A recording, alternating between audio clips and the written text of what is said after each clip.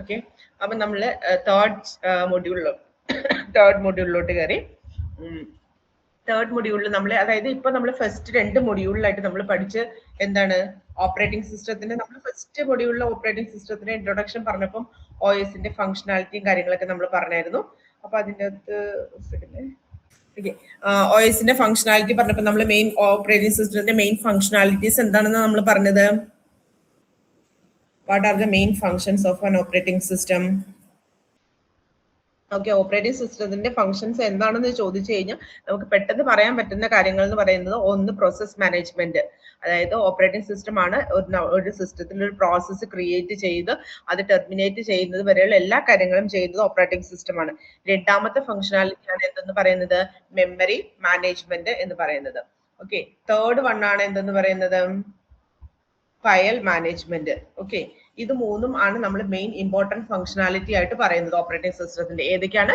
Process management, memory management, file management. Okay, ഇതിന്റെ അകത്ത് ഇത്രയും നമ്മൾ ഒന്നാമത്തെ മൊഡ്യൂളിലും രണ്ടാമത്തെ മൊഡ്യൂളിനകത്തും ഫുൾ പഠിച്ച കാര്യങ്ങളൊന്ന് ഓർത്ത് നോക്കിയേ. അതായത് ഒന്നാമത്തെ മൊഡ്യൂളിൽ നമ്മൾ എന്തൊക്കെയാ പറഞ്ഞേ, പ്രോസസ്സ് എന്താന്ന്, പ്രോസസ്സിന്റെ സ്റ്റേറ്റ്സ് ഏതൊക്കെയാന്ന് പറഞ്ഞു, പിന്നെ ഷെഡ്യൂളിംഗ് അൽഗോറിതംസ് പറഞ്ഞു, ഷെഡ്യൂളിംഗ് ക്യൂസ് പറഞ്ഞു, പിന്നെ നമ്മൾ അങ്ങോട്ട് വന്ന process synchronisation, critical section problem, synchronisation, race condition, പിന്നെ ഡെഡ് ലോക്ക്. ഇതെല്ലാം എന്താണ്? ഇതെല്ലാം ഏത് ടോപ്പിക്കാണ്? Process management. അതായത് ഓപ്പറേറ്റിംഗ് സിസ്റ്റം ഒരു പ്രോസസ്സിന് വേണ്ടിയിട്ട് എന്തൊക്കെ കാര്യങ്ങൾ ചെയ്യുന്നു എന്നാണ് നമ്മൾ ഈ 2 മൊഡ്യൂളിലായിട്ട് നമ്മൾ പറഞ്ഞത്. ഫസ്റ്റ് 2 മൊഡ്യൂളും ഓപ്പറേറ്റിംഗ് സിസ്റ്റത്തിന്റെ പ്രോസസ് മാനേജ്മെന്റ് ആയിരുന്നു. ഓക്കെ, ഇനി നമ്മൾ അടുത്തൊരു ഫംഗ്ഷനിലേക്ക് പോവുകയാണ്. ഏതാണ്? മെമ്മറി മാനേജ്മെന്റ് എന്ന് പറയുന്ന ഓപ്പറേറ്റിംഗ് സിസ്റ്റത്തിന്റെ അടുത്ത ഒരു ഇമ്പോർട്ടന്റ് ഫംഗ്ഷൻ ആണ്. ഓക്കെ, ഈ മെമ്മറി മാനേജ്മെന്റിന്റെ കേസിനകത്ത് ഓപ്പറേറ്റിംഗ് സിസ്റ്റം എന്തൊക്കെ കാര്യങ്ങളായിരിക്കും ചെയ്യുക? ഓക്കെ, അപ്പൊ മെമ്മറി മാനേജ്മെന്റിനകത്ത് ഓപ്പറേറ്റിംഗ് സിസ്റ്റം എന്തൊക്കെ കാര്യങ്ങളാണ് ചെയ്യുക എന്നുള്ളതാണ് നമ്മൾ ഈ മൊഡ്യൂൾ കവർ ചെയ്യാൻ വേണ്ടി പോവാം. അപ്പൊ ഇതിനകത്ത് നമുക്ക് സിലബസ് ഒന്ന് നോക്കി കഴിഞ്ഞു കഴിഞ്ഞാൽ അഡ്രസ് സ്പേസ് പഠിക്കാനുണ്ട്, മെമ്മറി API, നമ്മൾ പ്രോസസ് API പഠിച്ചായിരുന്നു അല്ലെ, അതേപോലെ മെമ്മറി API പഠിക്കാനുണ്ട്, അഡ്രസ് ട്രാൻസ്ലേഷൻ പഠിക്കാനുണ്ട്, പിന്നെ റീലൊക്കേഷൻ, സെഗ്മെന്റേഷൻ, പിന്നെ എന്താണ് generalised base bounds, address translation and segmentation, support for sharing, virtual memory concept, paging, page tables and hardware support, TLB hits and misses, handling TLB misses, then TLB going beyond physical memory, swapping, page fault, page replacement algorithms, thrashing. ഇത്രയും പോയിന്റ്സുകളാണ് നമുക്ക് പഠിക്കാനുള്ളത് module 3ക്കകത്ത്. Compare to second module വളരെ easy ആയിട്ടുള്ള ഒരു മൊഡ്യൂളാണ് third module. Okay, അപ്പൊ എന്താണ് മെമ്മറി മാനേജ്മെന്റ്? ഓക്കെ, നമുക്കറിയാം എന്താണ് memory, what is mean by memory. Okay, അപ്പൊ നമ്മൾ എന്താ പറഞ്ഞു വന്നത്, മെമ്മറി. ഓക്കെ, മെമ്മറി എന്താണെന്ന് വെച്ചാൽ, മെമ്മറി എന്താണ്, മെമ്മറി ഡിഫൈൻ ചെയ്യാൻ പറ്റും ആർക്കെങ്കിലും? സ്റ്റോറേജ്.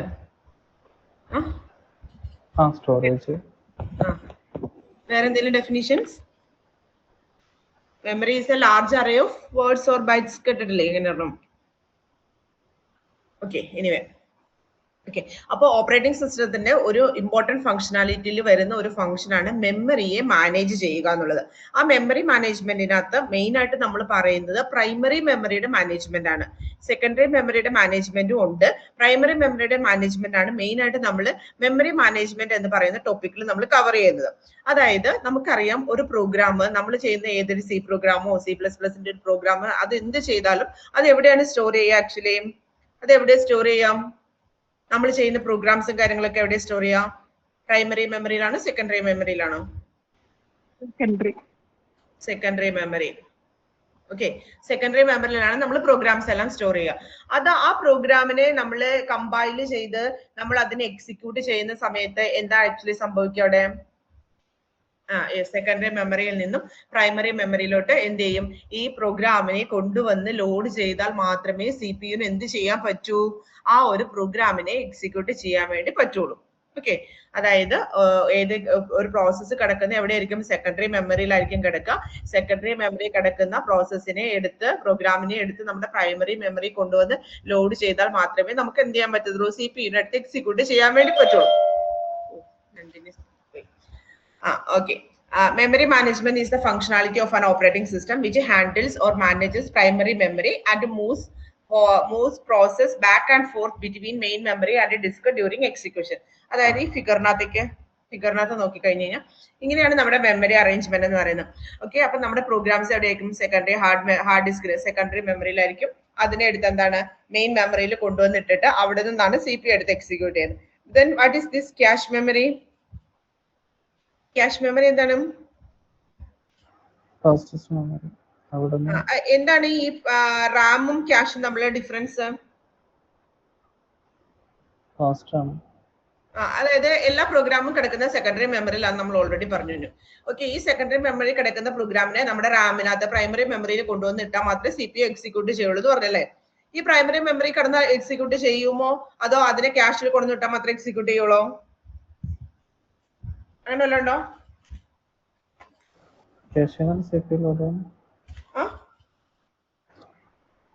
ഏറ്റവും നിയറസ്റ്റ് ആയിട്ടുള്ള അതായത് ക്യാഷ് എന്നല്ലേ ലോഡ് ചെയ്യുന്നത്, അതായത് പ്രൈമറി മെമ്മറി ക്യാഷ് എന്ന് പറയുമ്പോൾ CPU ഡൈനകത്തുള്ള ഇൻബിൽട്ട് മെമ്മറിയാ.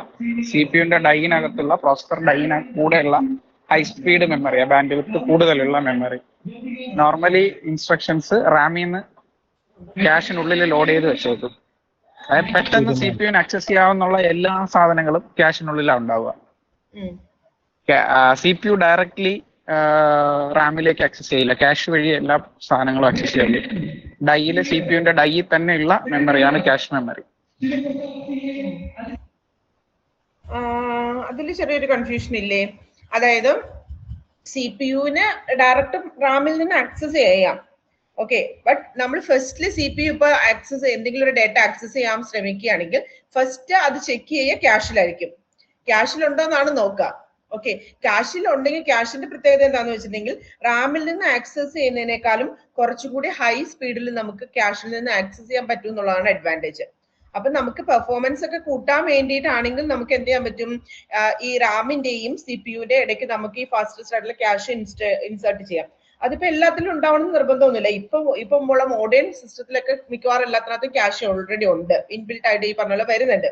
പക്ഷെ എന്നിരുന്നാലും എല്ലാ സംഭവങ്ങളും ഇതിനകത്ത് കൊണ്ടൊന്നും സ്റ്റോർ ചെയ്യണമെന്നില്ല, ക്യാഷിനകത്ത് സ്റ്റോർ ചെയ്യാൻ പറ്റില്ല. ബിക്കോസ് ക്യാഷ് എന്ന് പറയുന്നത് ലോ സ്റ്റോറേജ് ആണ്, കപ്പാസിറ്റി കുറവാണ്, ഹൈ സ്പീഡ് ആണെന്ന് മാത്രമേ ഉള്ളൂ.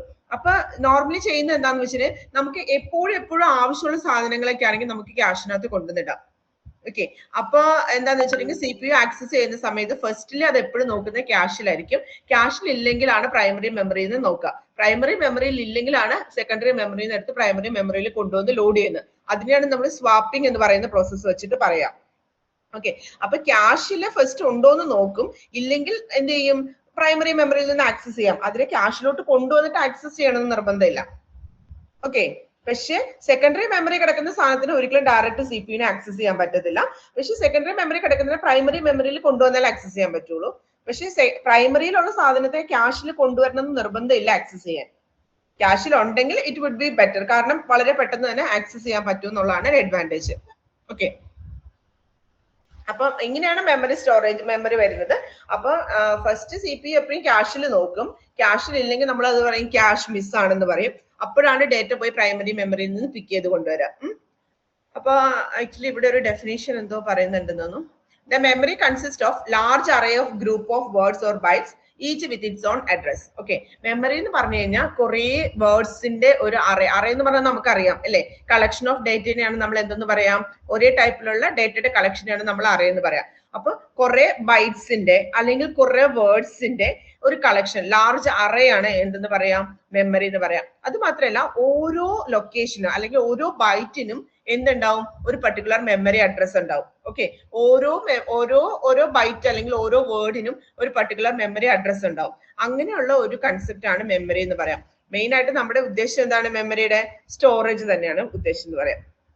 ഓക്കെ, ഇനി എന്താ, primary motive of computer system is to execute programs. Okay, നമുക്കറിയാലോ പ്രോഗ്രാം എക്സിക്യൂട്ട് ചെയ്യാന്നുള്ളതാണ് കമ്പ്യൂട്ടർ സിസ്റ്റത്തിന്റെ ആവശ്യകത എന്ന് പറയുന്നത്. These programs along with the information they access should be in the main memory during execution. എക്സിക്യൂഷന്റെ സമയത്ത് ഇപ്പോ P1 എന്ന് പറയുന്ന ഒരു പ്രോഗ്രാം എക്സിക്യൂട്ട് ചെയ്യുമ്പോൾ അത് എവിടെയായിരിക്കും ഉണ്ടാവുക? പ്രൈമറി മെമ്മറിയിലായിരിക്കും ഉണ്ടാവുക അല്ലെ. CPU fetches instructions from memory according to the value of program counter. നിങ്ങൾ ഓർഗനൈസേഷൻ കമ്പ്യൂട്ടർ ഓർഗനൈസേഷൻ COA പഠിക്കുന്നുണ്ടല്ലോ അല്ലെ? അപ്പൊ നിങ്ങൾക്ക് അറിയാം എങ്ങനെയാണ് ഇതിന്റെ എക്സിക്യൂഷനും കാര്യങ്ങളും. ഒരു CPU ഒരു ഇൻസ്ട്രക്ഷനെ എങ്ങനെ ഫെച്ച് ചെയ്യും, എങ്ങനെ ഡീകോഡ് ചെയ്യും, എങ്ങനെ എക്സിക്യൂട്ട് ചെയ്യും, അതൊക്കെ നിങ്ങൾ പഠിച്ചിട്ടുണ്ടാവും അല്ലെ? അപ്പം മെയിൻ ആയിട്ടും അവിടെ പ്രോഗ്രാം കൗണ്ടർ ആണ് അവിടുത്തെ ഇമ്പോർട്ടന്റ് ആയിട്ട് റോൾ വഹിക്കുന്ന ആളെന്ന് പറയാം അല്ലെ? പ്രോഗ്രാം കൗണ്ടർ എന്ന് പറഞ്ഞാൽ എന്താ? പ്രോഗ്രാം കൗണ്ടർ എന്താണ്? ഹലോ ഹലോ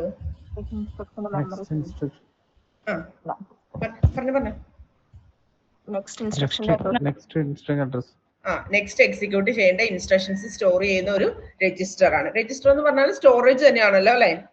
അതിന്റെ ഡൗട്ട് ഒന്നും ഇല്ലല്ലോ അല്ലെ? രജിസ്റ്റർ മീൻസ് സ്റ്റോറേജ് തന്നെയാണ്. ഓക്കെ, അപ്പൊ അങ്ങനെ ഒരു രജിസ്റ്റർ ആണ് CPU യൂസ് ചെയ്യുന്ന ഒരു രജിസ്റ്റർ ആണ് പ്രോഗ്രാം കൗണ്ടർ. അത് എപ്പോഴും സ്റ്റോർ ചെയ്യുന്ന എന്തായിരിക്കും?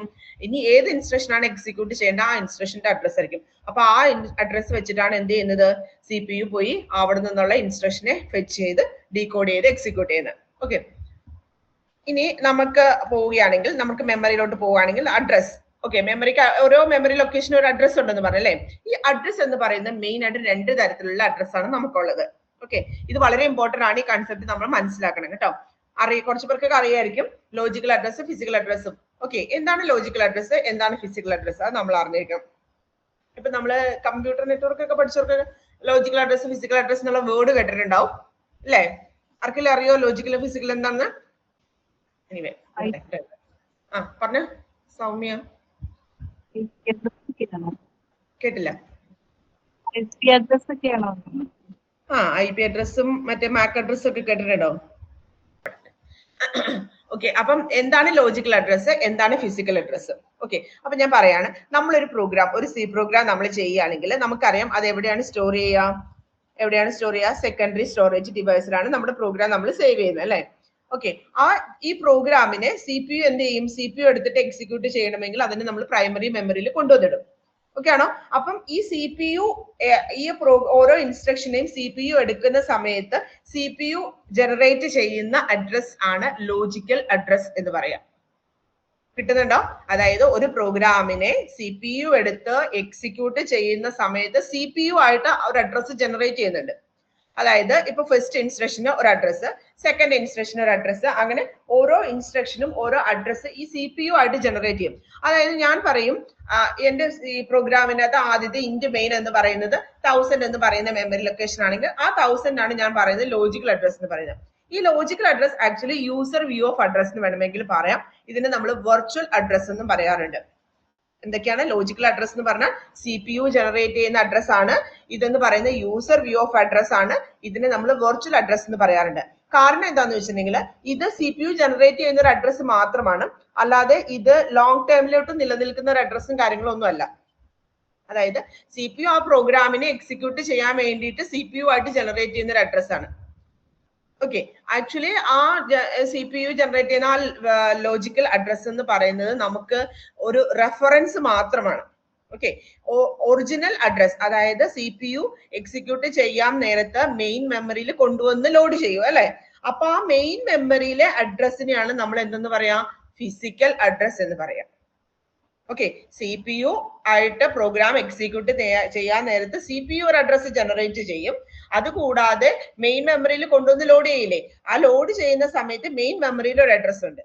ആ മെയിൻ മെമ്മറിയിലെ അഡ്രസ്സിനെ നമ്മൾ ഫിസിക്കൽ അഡ്രസ് എന്ന് പറയും. CPU ജനറേറ്റ് ചെയ്യുന്ന ആ ഒരു ടെമ്പററി ആയിട്ട് ജനറേറ്റ് ചെയ്യുന്ന അഡ്രസ്സിനെയാണ് നമ്മൾ ലോജിക്കൽ അഡ്രസ് എന്ന് പറയാം. ഓക്കെ, അപ്പം ഈ CPU ജനറേറ്റ് ചെയ്യുന്ന ലോജിക്കൽ അഡ്രസ്സിനെ വെർച്വൽ അഡ്രസ് എന്ന് പറയാനുള്ള കാരണം എന്താന്ന് വെച്ചിട്ടുണ്ടെങ്കിൽ ഈ CPU ജനറേറ്റ് ചെയ്യുന്ന അഡ്രസ് ഒരിക്കലും നമുക്ക് എന്താ പറയാ ഡയറക്റ്റ് നമുക്ക് ഫിസിക്കൽ അഡ്രസ് എന്ന് പറയുന്ന ഒരിക്കലും നമുക്ക് ഡയറക്റ്റ് കാൽക്കുലേറ്റ് ചെയ്യാൻ വേണ്ടി പറ്റില്ല.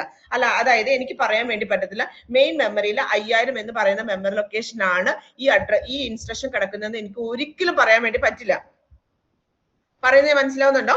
അതായത് CPU എന്താണ് ഈ മെയിൻ മെമ്മറിയിൽ പ്രോഗ്രാമിനെ കൊണ്ടുവന്ന് ലോഡ് ചെയ്യുന്ന സമയത്ത് മെയിൻ മെമ്മറിയിൽ ഒരു അഡ്രസ് ജനറേറ്റ് ചെയ്യും, മെയിൻ മെമ്മറിയിൽ അഡ്രസ് അലോക്കേറ്റ് ചെയ്യും. ആ അഡ്രസ് എന്ന് പറയുന്നത് ഒരിക്കലും ഡയറക്ട്ലി എന്ത് ചെയ്യാൻ പറ്റത്തില്ല, നമുക്ക് CPU-നോ അല്ലെങ്കിൽ നമുക്കൊന്നും ആക്സസ് ചെയ്യാൻ പറ്റത്തില്ല. നമുക്ക് ആ ഫിസിക്കൽ അഡ്രസ് കണ്ടുപിടിക്കണമെങ്കിൽ നമുക്ക് ഈ റെഫറൻസ് ആയിട്ടുള്ള ലോജിക്കൽ അഡ്രസ് യൂസ് ചെയ്തിട്ട് കണ്ടുപിടിക്കാൻ വേണ്ടി പറ്റുള്ളൂ. അപ്പൊ ആ ഒരു കണ്ടുപിടിക്കാൻ വേണ്ടി മാത്രമാണ് നമ്മൾ എന്ത് യൂസ് ചെയ്യുന്നത്? ലോജിക്കൽ അഡ്രസ് യൂസ് ചെയ്യുന്നത്. ഫിസിക്കൽ അഡ്രസ്, ഒറിജിനൽ അഡ്രസ്, മെമ്മറിയിലുള്ള പ്രൈമറി മെമ്മറിയിലുള്ള ഒറിജിനൽ അഡ്രസ്സിനാണ് ഫിസിക്കൽ അഡ്രസ് എന്ന് പറയാം. ആ ഫിസിക്കൽ അഡ്രസ് നമുക്ക് ഡയറക്ട്ലി കിട്ടത്തില്ല. നമുക്ക് എങ്ങനെയും കിട്ടുള്ളൂ? കാൽക്കുലേറ്റ് ചെയ്താൽ മാത്രമേ കിട്ടുള്ളൂ. ഓക്കെ, അപ്പൊ അത് കാൽക്കുലേറ്റ് ചെയ്യാൻ വേണ്ടിയിട്ടാണ് നമ്മൾ ഏത് അഡ്രസ് യൂസ് ചെയ്യുന്നത്? ലോജിക്കൽ അഡ്രസ് യൂസ് ചെയ്യുന്നത്. ലോജിക്കൽ അഡ്രസ് എന്ന് പറയുന്നത് എന്താണ്? CPU ആയിട്ട് ജനറേറ്റ് ചെയ്യുന്ന ഒരു അഡ്രസ് ആണ്. അതൊന്ന് പറയുന്നത് വേണമെങ്കിൽ യൂസറിന് അറിയാൻ പറ്റും. Okay, user view of address ആണ് ലോജിക്കൽ അഡ്രസ് എന്ന് പറയുന്നത്. ഡിഫറൻസ് മനസ്സിലായോ? ലോജിക്കൽ അഡ്രസ്സും ഫിസിക്കൽ അഡ്രസ്സും. An address generated by the CPU is commonly referred as logical address, whereas the address seen by the memory unit, that is one loaded into memory address register of the memory, is commonly referred to as physical address.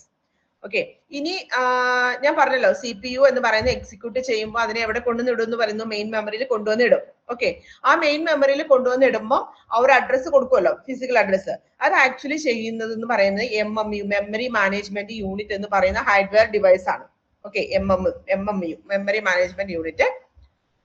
ഇതൊന്ന് വായിച്ചപ്പോ logical address also refer to as virtual address. Logical അഡ്രസ്സിന് എന്തുകൂടി പറയാറുണ്ട്? നമ്മള് virtual address എന്ന് പറയാറുണ്ട്. കാരണം ഈ logical address can be changed. അത് എപ്പോ വേണമെങ്കിലും ചേഞ്ച് ചെയ്യാം. It's not permanent. Okay, logical address space. Okay, logical address space എന്ന് പറഞ്ഞാൽ എന്താണ്? It can be defined as the size of the process. അതായത് ഒരു പ്രോസസ്സ് ജനറേറ്റ് ചെയ്യുന്ന എല്ലാ അഡ്രസ്സസിന്റെയും കൂടെ കളക്ഷനെയാണ് എന്തെന്ന് പറയാ? Logical address space. ഓക്കെ, അതായത് ഒരു കുറെ ലോജിക്കൽ അഡ്രസ് എന്ന് പറഞ്ഞാൽ CPU ജനറേറ്റ് ചെയ്യുന്ന അഡ്രസ്സാണ്. ഓക്കെ, അപ്പൊ ഒരു പ്രോസസ്സിന് വേണ്ടിയിട്ട് കുറെ ലോജിക്കൽ അഡ്രസ് ജനറേറ്റ് ചെയ്യലോ. ആ ലോജിക്കൽ അഡ്രസ്സസിന്റെ എല്ലാത്തിന്റെയും കൂടെ കളക്ഷനെയാണ് ലോജിക്കൽ അഡ്രസ് സ്പേസ് എന്ന് പറയാം. Okay, a physical address is also known as physical അഡ്രസ്സിനെ നമ്മൾ റിയൽ അഡ്രസ് എന്ന് കൂടി പറയാറുണ്ട്. ഓർക്കണേ, physical address is also known as real address. Okay, the set of all physical addresses corresponding to this logical address is known as physical address space. Logical address space Nath കുറെ logical addresses ഉണ്ടാവും. Okay, അതിന്റെ എല്ലാത്തിന്റെയും corresponding physical അഡ്രസ്സിന്റെ കളക്ഷനെയാണ് എന്തെന്ന് പറയാം? Physical address space. ഒത്തിരി complication ഒന്നും ആവശ്യമില്ല. ഒത്തിരി കാര്യങ്ങൾ ഓർത്തിരുന്നാൽ മതി. CPU ജനറേറ്റ് ചെയ്യുന്ന അഡ്രസ്സിനെ നമ്മൾ ലോജിക്കൽ അഡ്രസ് അല്ലെങ്കിൽ വെർച്വൽ അഡ്രസ് എന്ന് പറയും. ഇനി ഇന്റേണൽ മെമ്മറിയിൽ, നമ്മുടെ പ്രൈമറി മെമ്മറിയിൽ കൊണ്ടുവന്ന് സ്റ്റോർ ചെയ്യുന്ന സമയത്ത് മെമ്മറി മാനേജ്മെന്റ് യൂണിറ്റ് എന്ത് ചെയ്യും? അതിനൊരു ഫിസിക്കൽ അഡ്രസ് കൊടുക്കും. അല്ല, അതിനൊരു അഡ്രസ് കൊടുക്കും. അതിനാണ് എന്തെന്ന് പറയാ? ഫിസിക്കൽ അഡ്രസ് എന്ന് പറയാം. ഓക്കെ, അപ്പം കുറെ ലോജിക്കൽ അഡ്രസ്സസിന്റെ എല്ലാത്തിന്റെയും കൂടെ കളക്ഷന് ലോജിക്കൽ അഡ്രസ് സ്പേസ് എന്നും ഫിസിക്കൽ അഡ്രസ്സസിന്റെ എല്ലാത്തിന്റെയും കൂടെ കളക്ഷന് ഫിസിക്കൽ അഡ്രസ് സ്പേസ് എന്നും പറയും. ഫിസിക്കൽ അഡ്രസ് എന്ന് പറയുന്നത് നമുക്ക് എന്താണ്? ഡയറക്ട്ലി കാൽക്കുലേറ്റ് ചെയ്യാൻ. അതാണ് അടുത്ത് പറയുന്നത്. Physical address is computed by MMU, memory management unit. ഞാൻ പറഞ്ഞല്ലോ, ഫിസിക്കൽ അഡ്രസ് നമുക്ക് ഒരിക്കലും ഡയറക്ട്ലി എന്ത് ചെയ്യാൻ പറ്റത്തില്ല? കണ്ടുപിടിക്കാൻ വേണ്ടി പറ്റത്തില്ല. നമുക്ക് കാൽക്കുലേറ്റ് ചെയ്യാൻ വേണ്ടി മാത്രമേ പറ്റുള്ളൂ. അതായത് ലോജിക്കൽ അഡ്രസ് യൂസ് ചെയ്ത് നമ്മൾ കാൽക്കുലേറ്റ് ചെയ്ത് കണ്ടുപിടിക്കാനേ നമുക്ക് പറ്റുള്ളൂ. Okay, the runtime mapping from virtual to physical address is done by a hardware device memory management unit. Okay, അപ്പൊ എന്താണ് റൺ ടൈം മാപ്പിംഗ്? ഓക്കെ, അതായത് നമ്മുടെ കയ്യിൽ എന്തുണ്ട്? ലോജിക്കൽ അഡ്രസ് ഉണ്ട്. ആ ലോജിക്കൽ അഡ്രസ്സിനെ ഫിസിക്കൽ അഡ്രസ്സിലോട്ട് കൺവേർട്ട് ചെയ്യുന്ന പ്രോസസ്സിന് പറയുന്ന പേരാണ് മെമ്മറി മാപ്പിംഗ്. ഓക്കെ ആണോ? നമ്മുടെ കയ്യിലെ ലോജിക്കൽ അഡ്രസ്, നമുക്ക് ലോജിക്കൽ അഡ്രസ് അറിയാം. യൂസർ വ്യൂ ഓഫ് അഡ്രസ് ആണ് ലോജിക്കൽ അഡ്രസ്. ഓക്കെ, ഈ ലോജിക്കൽ അഡ്രസ്സിൽ നിന്നും ഫിസിക്കൽ അഡ്രസ്സിലോട്ട് കൺവേർട്ട് ചെയ്യുന്നത് ആരാണ്? മെമ്മറി മാനേജ്മെന്റ് യൂണിറ്റ് ആണ്. ഓക്കെ, ആ കൺവേർട്ട് ചെയ്യുന്ന പ്രോസസ്സിന് പറയുന്ന പേരാണ് എന്ത്? മാപ്പിംഗ് അല്ലെങ്കിൽ ബൈൻഡിങ്. രണ്ടുപേരിലും പറയാറുണ്ട്. എന്തെന്ന് പറയും? മെമ്മറി മാപ്പിംഗ് അല്ലെങ്കിൽ മെമ്മറി ബൈൻഡിങ് അല്ലെങ്കിൽ അഡ്രസ് മാപ്പിംഗ്, അഡ്രസ് ബൈൻഡിങ് എന്നൊക്കെ പറയാറുണ്ട്. കിട്ടിയോ? എന്താണ് മാപ്പിംഗ് എന്ന് മനസ്സിലായോ? ലോജിക്കൽ അഡ്രസ് നമുക്കറിയാം, യൂസർ വ്യൂ ഓഫ് അഡ്രസ് അല്ലെങ്കിൽ CPU ജനറേറ്റ് ചെയ്യുന്ന അഡ്രസ്. ഓക്കെ, ആ അഡ്രസ് വെച്ചിട്ട് നമ്മൾ എന്ത് ചെയ്യണം? ഫിസിക്കൽ അഡ്രസ് കണ്ടുപിടിക്കണം. ഓക്കെ, ആ ഫിസിക്കൽ അഡ്രസ് കണ്ടുപിടിക്കുന്നത് ആക്ച്വലി ആരാണ്? Memory management unit, MMU. Okay, അപ്പൊ ആ കൺവേർഷൻ പ്രോസസ്സിനെ, അതായത് ലോജിക്കൽ അഡ്രസ്സിൽ നിന്നും ഫിസിക്കൽ അഡ്രസ്സിലോട്ട് കൺവേർട്ട് ചെയ്യുന്ന പ്രോസസ്സിനെയാണ് നമ്മൾ അഡ്രസ് മാപ്പിംഗ് അല്ലെങ്കിൽ അഡ്രസ് ബൈൻഡിങ് എന്നൊക്കെ പറയുന്നത്.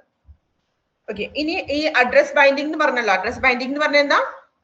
ലോജിക്കൽ അഡ്രസ്സിൽ നിന്നും ഫിസിക്കൽ അഡ്രസ്സിലോട്ട് കൺവേർട്ട് ചെയ്യുന്ന പ്രോസസ്സിനെയാണ് അഡ്രസ് ബൈൻഡിങ് എന്ന് പറയാം.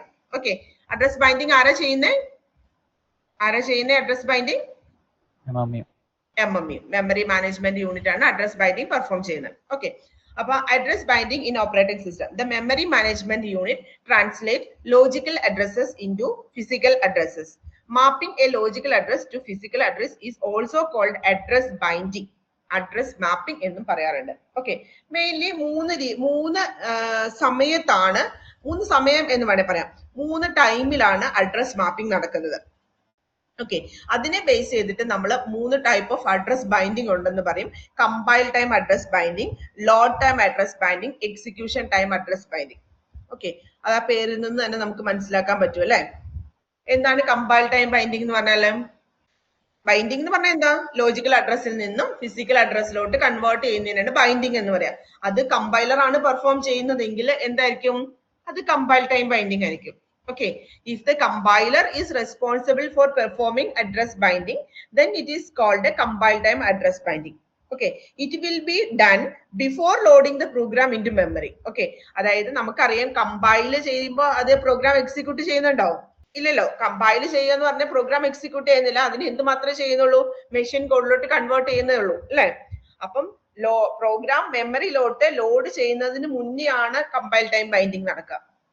Okay, the compiler requires interact with an OS memory manager to perform compile time address binding. Okay, അപ്പൊ അതിന് വേണ്ടിയിട്ട് കമ്പൈലർ എന്ത് ചെയ്യുന്നത്? ഈ മെമ്മറി മാനേജ്മെന്റ് യൂണിറ്റ് കമ്പൈലറുമായിട്ട് ഇന്ററാക്ട് ചെയ്തിട്ടാണ് എന്ത് ചെയ്യുന്നത്? കമ്പൈൽ ടൈം അഡ്രസ് പെർഫോം ചെയ്യുന്നത്. ആ 3 പോയിന്റ് ആണ് അതിനകത്ത് പഠിക്കാനുള്ളൂ. കമ്പൈൽ ടൈം അഡ്രസ് ബൈൻഡിങ് എന്താണെന്ന്. എന്താണ്? കമ്പൈലർ ആണ് അഡ്രസ് ട്രാൻസ്ലേഷൻ പെർഫോം ചെയ്യുന്നതെങ്കിൽ അതിനെ കമ്പൈൽ ടൈം ബൈൻഡിങ് എന്ന് പറയാം. ഇത് എപ്പോഴും നടക്കും? മെമ്മറിയിലോട്ട് പ്രോഗ്രാമിനെ ലോഡ് ചെയ്യുന്നതിന് മുന്നേ നടക്കും. കാരണം മെഷീൻ കോഡിലോട്ട് കൺവേർട്ട് ചെയ്യുമ്പോഴാണ് നമ്മൾ കമ്പൈലേഷൻ നടക്കുക എന്ന് പറയാം. ആ സമയത്ത് തന്നെ എന്ത് ചെയ്യും? കമ്പൈലർ മെമ്മറി മാനേജ്മെന്റ് യൂണിറ്റുമായിട്ട് ഇന്ററാക്ട് ചെയ്തിട്ട് എന്ത് ചെയ്യും? ഈ പ്രോസസ്സ് ചെയ്യും. Okay, and example of A system with compile time address binding is MS-DOS. പഴയ കാലത്തെ നമ്മുടെ ഡോസ് ഓപ്പറേറ്റിംഗ് സിസ്റ്റം ഉണ്ടല്ലോ, ഡിസ്ക് ഓപ്പറേറ്റിംഗ് സിസ്റ്റം, അതിനകത്തൊക്കെ എന്തായിരുന്നു? കമ്പൈൽ ടൈം ബൈൻഡിങ് ആയിരുന്നു കൂടുതലായിട്ടും പെർഫോം ചെയ്തിരുന്നത്. ഇനി next one is load time address binding. Okay, ഇത് എപ്പോഴാണ് നടക്കുക? It will be done after loading the program into memory. മറ്റത് ബിഫോർ ലോഡിംഗ് ആയിരുന്നു, ഇത് പ്രോഗ്രാം മെമ്മറിയിലോട്ട് ലോഡ് ചെയ്തതിന് ശേഷമാണ് ഏത് നടക്കുന്നത്? അഡ്രസ് ട്രാൻസ്ലേഷൻ പെർഫോം ചെയ്യുന്നത്. ഓക്കെ, പ്രോഗ്രാം നമ്മുടെ ഫിസിക്കൽ മെമ്മറിയിലോട്ട് കൊണ്ടുവന്ന് ലോഡ് ചെയ്തതിന് ശേഷം അഡ്രസ് ട്രാൻസ്ലേഷൻ പെർഫോം ചെയ്യുന്നതാണ് എന്തെന്ന് പറയുന്നത്? ലോഡ് ടൈം അഡ്രസ് ബൈൻഡിംഗ് എന്ന് പറയാം. This type of address binding will be done by the OS memory manager. ഇതും ആരാണ് പെർഫോം ചെയ്യുന്നത്? OS മെമ്മറി മാനേജർ തന്നെയാണ് ഇതും പെർഫോം ചെയ്യുക. Therefore, when loading a program, we compute the physical address by adding them to the base address. അതായത് actually നമ്മൾ എങ്ങനെയാണ് physical address, normally physical address എങ്ങനെയാണ് കാൽക്കുലേറ്റ് ചെയ്യുന്നത് എന്ന് ചോദിച്ചു കഴിഞ്ഞാൽ നമുക്ക് ബേസ് രജിസ്റ്റർ എന്ന് പറയുന്ന ഒരു രജിസ്റ്റർ ഉണ്ട്. അതിൻ്റെ അകത്ത് ഒരു വാല്യൂ കാണും. നമ്മുടെ കണ്ടിഗ്യൂസിനകത്തൊക്കെ വരുമ്പോൾ പറയുന്നുണ്ട് തോന്നുന്നു. ഞാൻ പറയട്ടെ, നമ്മുടെ അറേയുടെ കൺസെപ്റ്റ് ഒക്കെ അറിയാലോ? അറേ അറിയാലോ അല്ലെ? നമ്മളെ DS കഴിഞ്ഞ സെമിലൊക്കെ പഠിച്ചതല്ലേ DS. ഈ അറേയില് ഒരു എക്സാമ്പിൾ ഞാൻ പറയാം. ഞാൻ A of 10 എന്ന് പറയുന്ന ഒരു അറയാന്ന് വിചാരിക്കാം. A of 10, അതായത് 10 വാല്യൂസ് എനിക്ക് അതിനകത്ത് സ്റ്റോർ ചെയ്യാൻ വേണ്ടി പറ്റുന്നുണ്ട് അല്ലെ. അപ്പൊ എനിക്ക് അതിൻ്റെ അകത്തുള്ള ഏത് വാല്യൂസിന് വേണമെങ്കിലും എനിക്ക് ആക്സസ് ചെയ്തൂടെ? എനിക്ക് അതിന്റെ ഇൻഡെക്സ് വാല്യൂ യൂസ് ചെയ്തിട്ട് ആക്സസ് ചെയ്യാൻ പറ്റും. ഇനി സപ്പോസ് ഞാൻ പറയാണ് അറേ എന്ന് പറയുന്നത് സ്റ്റാർട്ട് ചെയ്യുന്ന 1000 എന്ന് പറയുന്ന മെമ്മറി ലൊക്കേഷനിലാണ്. ഓക്കെ, 1000 എന്ന് പറയുന്ന മെമ്മറി ലൊക്കേഷനിലാണ്. അങ്ങനെയാണെങ്കിൽ അറേയിലെ 3ാമത്തെ വാല്യൂ എവിടെയാണെന്ന് എനിക്ക് കണ്ടുപിടിക്കാൻ പറ്റില്ലേ? അറേ സ്റ്റാർട്ട് ചെയ്യുന്നത് 1000 എന്ന് പറയുന്ന മെമ്മറി ലൊക്കേഷനിലാണ്. 2 ബൈറ്റ് ആണ് ഇന്റിജറിന് വേണ്ടിയിട്ട് വേണ്ടുള്ളൂ എന്ന് വിചാരിക്കുക. ചിലതിൽ 4 ബൈറ്റ് എടുക്കാറുണ്ട് കേട്ടോ. അപ്പൊ നമ്മൾ പറയാണ് 2 ബൈറ്റ് ആണ് ഒരു ഇന്റിജർ വാല്യൂ സ്റ്റോർ ചെയ്യാൻ വേണ്ടിയിട്ട് 2 ബൈറ്റ് ആണ്. അങ്ങനെയാണെന്നുണ്ടെങ്കിൽ എനിക്ക് 3ാമത്തെ വാല്യൂ എവിടെയാണെന്ന് കണ്ടുപിടിക്കാൻ പറ്റും അല്ലെ? എങ്ങനെയാ നമ്മൾ ചെയ്യാം? 1000 പ്ലസ് 3 ഇൻറ്റു എത്ര മെമ്മറി, ഒരെണ്ണത്തിന് എത്ര മെമ്മറിയാണ് വേണ്ടത്? 2 അല്ലെ? 3 × 2 6. ഓക്കെ, അപ്പൊ എന്താണ്? 1000 പ്ലസ് 6. അവിടെ ആയിരിക്കും എന്തുണ്ടാവുക? എന്റെ 3ാമത്തെ വാല്യൂ കിടക്കുക. അങ്ങനെയല്ല നമ്മൾ കണ്ടുപിടിക്കാം. അതേപോലെ തന്നെയാണ് ഇവിടെ നമ്മൾ ഫിസിക്കൽ അഡ്രസ് കാൽക്കുലേറ്റ് ചെയ്യാൻ വേണ്ടിയിട്ട് ഇവിടെ ഞാൻ 1000 എന്ന് പറയുന്ന ആ ഒരു സ്റ്റാർട്ടിംഗ് ലൊക്കേഷൻ എനിക്ക് ഉള്ളത് കൊണ്ടല്ലേ കണ്ടുപിടിക്കാൻ പറ്റിയേ? ആണോ അല്ലയോ? അറേയിൽ 3ാമത്തെ വാല്യൂ എവിടെയാണെന്ന് എനിക്ക് കണ്ടുപിടിക്കാൻ പറ്റിയത് എന്തുകൊണ്ടാ? ആ അറേയിൽ ചെയ്യുന്ന ലൊക്കേഷൻ എവിടെയാണെന്ന് എനിക്ക് അറിഞ്ഞാൽ മാത്രമേ എനിക്ക് എന്ത് ചെയ്യാൻ പറ്റത്തുള്ളൂ? ആ അഡ്രസ് അല്ല ആ വാല്യൂ, ആ ഡേറ്റ എവിടെയാണെന്ന് എനിക്ക് കണ്ടുപിടിക്കാൻ പറ്റാം. അതേപോലെ തന്നെ നമുക്ക് ഫിസിക്കൽ അഡ്രസ് കാൽക്കുലേറ്റ് ചെയ്യാൻ നേരത്ത് നമുക്ക് ഒരു ബേസ് രജിസ്റ്ററിനകത്ത് ഒരു വാല്യൂ കാണും. അതിന്റെ കൂട്ടത്തിൽ നമ്മൾ എന്ത് ആഡ് ചെയ്യും? നമുക്ക് എത്രയാണോ ലൊക്കേഷൻ ഉള്ളത് അത് ആഡ് ചെയ്തിട്ടാണ് നമ്മൾ ഫിസിക്കൽ അഡ്രസ് കാൽക്കുലേറ്റ് ചെയ്യുക. ഓക്കെ, അതിന്റെ ഡീറ്റെയിൽഡ് ആയിട്ട് വരുമ്പോൾ നമുക്ക് മനസ്സിലാകുക. ഇനി എക്സിക്യൂഷൻ ടൈം ലോഡിംഗ് എന്ന് പറഞ്ഞാൽ എന്തായിരിക്കും? എക്സിക്യൂഷൻ ടൈം ലോഡിംഗ് എന്ന് പറഞ്ഞാൽ പ്രോഗ്രാം മെമ്മറിയിലോട്ട് ലോഡ് ചെയ്തു, അതിനെ നമ്മൾ എക്സിക്യൂട്ട് ചെയ്യുന്ന സമയത്ത് during the execution, okay, execution ചെയ്യുന്ന സമയത്തായിരിക്കും എന്ത് നടക്കുന്നത്? അഡ്രസ് മാപ്പ് നടക്കുന്നത്. ഓക്കെ, അതിനെയാണ് എന്തെന്ന് പറയുന്നത്? അഡ്രസ് ബൈൻഡിങ് എന്ന് പറയുന്നത്. Execution time binding. It will be postponed even after loading the program into memory. The program will be kept on changing the location in memory until the time of program execution. The dynamic type of address binding done by the processor at the time of program execution. ഈ പ്രോഗ്രാമിനെ നമ്മൾ മെമ്മറിയിലോട്ട് കൊണ്ടുവന്ന് load ചെയ്യും. Okay, ഞാനൊരു example പറയാം അതിന്. ഇപ്പൊ നമ്മൾ ഫസ്റ്റ് കമ്പൈൽ ചെയ്ത് കഴിഞ്ഞിട്ട് പ്രോഗ്രാമിനെ മെമ്മറിയിലോട്ട് കൊണ്ടുവന്ന് ലോഡ് ചെയ്തു.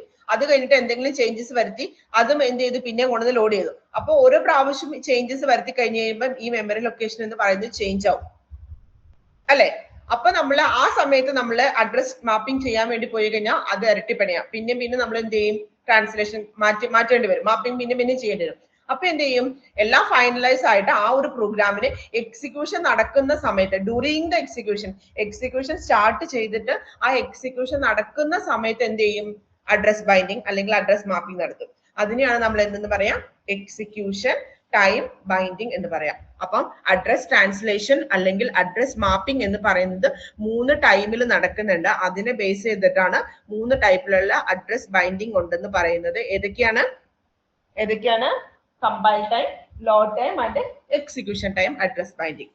ഓക്കെ, ഈ ഒരു ഫിഗർ നിങ്ങൾക്ക് എം എന്താ ചെയ്യുന്നത്? അതായത് CPU ജനറേറ്റ് ചെയ്യുന്ന അഡ്രസ് CPU എന്ത് ചെയ്യും? മെമ്മറിയിൽ ഈ ആണ് മെമ്മറിയിലോട്ട് കൊണ്ടുവന്ന് ലോഡ് ചെയ്യുന്നത്. അപ്പോഴാണ് ഫിസിക്കൽ അഡ്രസ്. അതായത് ഈ CPUന്റെ സൈഡിലുള്ള അഡ്രസ് എന്തായിരിക്കും? ഇവിടെയുള്ള അഡ്രസ് എന്തായിരിക്കും? ഇവിടെയുള്ള അഡ്രസ് ലോജിക്കൽ അഡ്രസ് ആയിരിക്കും. CPU ജനറേറ്റ് ചെയ്യുന്ന അഡ്രസ് ലോജിക്കൽ അഡ്രസ് ആണ്. ഓക്കെ, MMU എന്ത് ചെയ്യും? അതിന് കറസ്പോണ്ടിങ് ആയിട്ട് ഒരു ഫിസിക്കൽ അഡ്രസ് ജനറേറ്റ് ചെയ്യും. അതായിരിക്കും എന്തെന്ന് പറയാ? ഈ മെമ്മറിയിലുള്ള അഡ്രസ് എന്ന് പറയുന്നത്. ഓക്കെ, അതിന്റെ താഴത്തെ ഒരു ഫിഗർ കണ്ടോ? ഇതെന്താന്ന് പറയാൻ പറ്റുമോ? നമ്മൾ പറഞ്ഞല്ലോ MMU എന്ത് ചെയ്യുന്നു പറഞ്ഞു? MMU എന്ത് ചെയ്യുന്നു പറഞ്ഞു? CPU ജനറേറ്റ് ചെയ്യുന്ന അഡ്രസ്സിനെ എന്തിലോട്ട് കൺവേർട്ട് ചെയ്യും? ഫിസിക്കൽ അഡ്രസ്സിലോട്ട് കൺവേർട്ട് ചെയ്യും അല്ലെ? MMU എന്താ ചെയ്യുന്നത്? ലോജിക്കൽ അഡ്രസ്സിനെ ഫിസിക്കൽ അഡ്രസ്സിലോട്ട് കൺവേർട്ട് ചെയ്യും. അതിനൊരു എക്സാമ്പിൾ കൊടുത്തിരിക്കുന്നതാണ് ഈ ഫിഗർ. അതായത് ഇവിടെ നോക്കിയ CPU ജനറേറ്റ് ചെയ്യുന്ന അഡ്രസ് ആണല്ലോ നമ്മൾ പറഞ്ഞ ലോജിക്കൽ അഡ്രസ്. അത് എത്രയാണ്? 346 ആണ്. ഓക്കെ, എന്നിട്ട് ഫിസിക്കൽ അഡ്രസ് എത്രയാന്ന് നോക്കിയേ? 14346 ആണ്. അതായത് അത് MMU എന്താ ചെയ്തതെന്ന് വെച്ചിട്ടുണ്ടെങ്കിൽ ഇവിടെ ഞാൻ പറഞ്ഞല്ലോ ഒരു ബേസ് രജിസ്റ്റർ അല്ലെങ്കിൽ ഒരു റീലൊക്കേഷൻ രജിസ്റ്റർ, അങ്ങനെ എന്തെങ്കിലും ഒരു ടെക്നിക്ക്, എന്തെങ്കിലും ഒരു മെത്തഡോളജി നമ്മളവിടെ ഇംപ്ലിമെന്റ് ചെയ്തിട്ടുണ്ടാവും. ഓക്കെ, ഇവിടെ റീലൊക്കേഷൻ രജിസ്റ്റർ എന്ന് പറയുന്ന രജിസ്റ്റർ യൂസ് ചെയ്തിട്ടാണ് എന്ത് ചെയ്തിരിക്കുന്നത്? മാപ്പിംഗ് നടത്തിയിരിക്കുന്നത്. റീലൊക്കേഷൻ രജിസ്റ്ററിലെ വാല്യൂ എന്ന് പറയുന്നത് 14000 ആണ്. ഓക്കെ, അതുകൊണ്ട് ഞാൻ എന്ത് ചെയ്തു? 14000 മുതലാണ് എനിക്ക് എന്ത് ചെയ്യാൻ പറ്റത്തുള്ളൂ? ഈ ഒരു പ്രോഗ്രാമിനെ കൊണ്ടുവന്ന് ലോഡ് ചെയ്യാൻ പറ്റുള്ളൂ. അപ്പൊ 14346 ആയിരിക്കും എന്തെന്ന് പറയാം? 346ന്റെ കറസ്പോണ്ടിങ് ഫിസിക്കൽ അഡ്രസ് എന്ന് പറയുന്നത്. ഇങ്ങനെ, അതായത് ഈ MMU ആണ് ആക്ച്വലി ലോജിക്കൽ അഡ്രസ്സിൽ നിന്ന് ഫിസിക്കൽ അഡ്രസ്സിലോട്ട് കൺവേർട്ട് ചെയ്യുന്നത്. ആ കൺവേർട്ട് ചെയ്യുന്ന പ്രോസസ്സിനെയാണ് അഡ്രസ് മാപ്പിംഗ് എന്ന് പറയുന്നത്. ഓക്കെ, അവിടെ ഇവിടെ ഈ ഒരു ഫിഗറിനകത്ത് യൂസ് ചെയ്തിരിക്കുന്ന ടെക്നോളജി എന്ന് പറയുന്നത് എന്താണ്? Relocation register. അതിനെ നമുക്ക് ബേസ് രജിസ്റ്റർ എന്നും അല്ലെങ്കിൽ അതിന് പല ഓരോരോ മെത്തഡോളജിയിൽ, അതായത് പേജിങ്, സെഗ്മെന്റേഷൻ, അങ്ങനെ പല പല സാധനങ്ങളുണ്ട്. അതിൽ ഓരോന്നിനും നമ്മൾ എന്തെന്ന് പറയും? ചിലടത്ത് പറയും ബേസ് രജിസ്റ്റർ എന്ന് പറയും, ചിലടത്ത് പറയും ലിമിറ്റ് രജിസ്റ്റർ എന്ന് പറയും, ചിലടത്ത് പറയും റീലൊക്കേഷൻ രജിസ്റ്റർ എന്ന് പറയും. അങ്ങനെ പേര് മാറിയാണെങ്കിൽ കൺസെപ്റ്റ് ഒന്ന് തന്നെ. Next swapping. സ്വാപ്പിംഗ് എന്താണെന്ന് നമ്മൾ ഓൾറെഡി പറഞ്ഞതാണ് അല്ലെ? ആർക്കെങ്കിലും ഓർമ്മയുണ്ടോ സ്വാപ്പിംഗ് എന്താന്ന്? സ്വാപ്പിംഗ് നമ്മൾ എവിടെ പറഞ്ഞേ? ഏതാ സുജിൻ? കേൾക്കുന്നില്ലല്ലോ, എന്റെ കുഴപ്പമാണോ?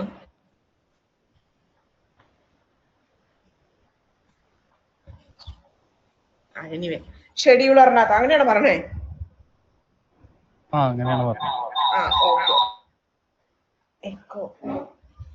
ഷെഡ്യൂളർ, അതായത് നമ്മള് ഷെഡ്യൂളർ 3 ടൈപ്പിലുള്ള ഷെഡ്യൂളർ ഉണ്ടെന്ന് പറഞ്ഞായിരുന്നു. ഏതൊക്കെയായിരുന്നു ഓർക്കുന്നുണ്ടോ?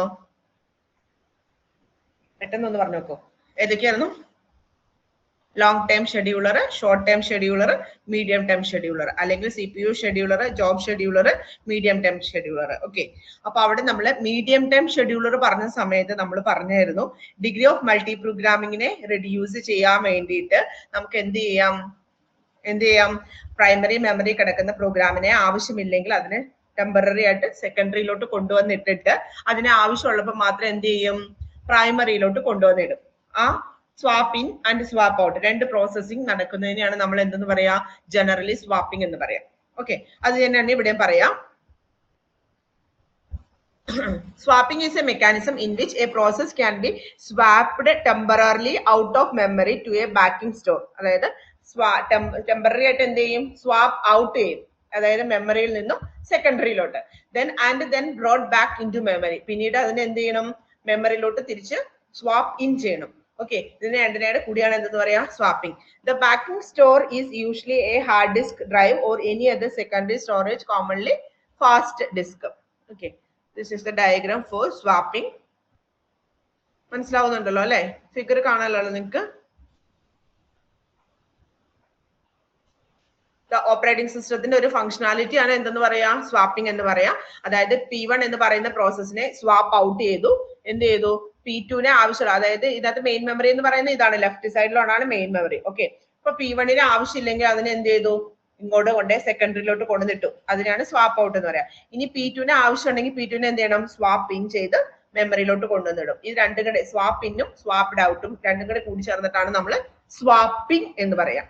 ഓക്കെ,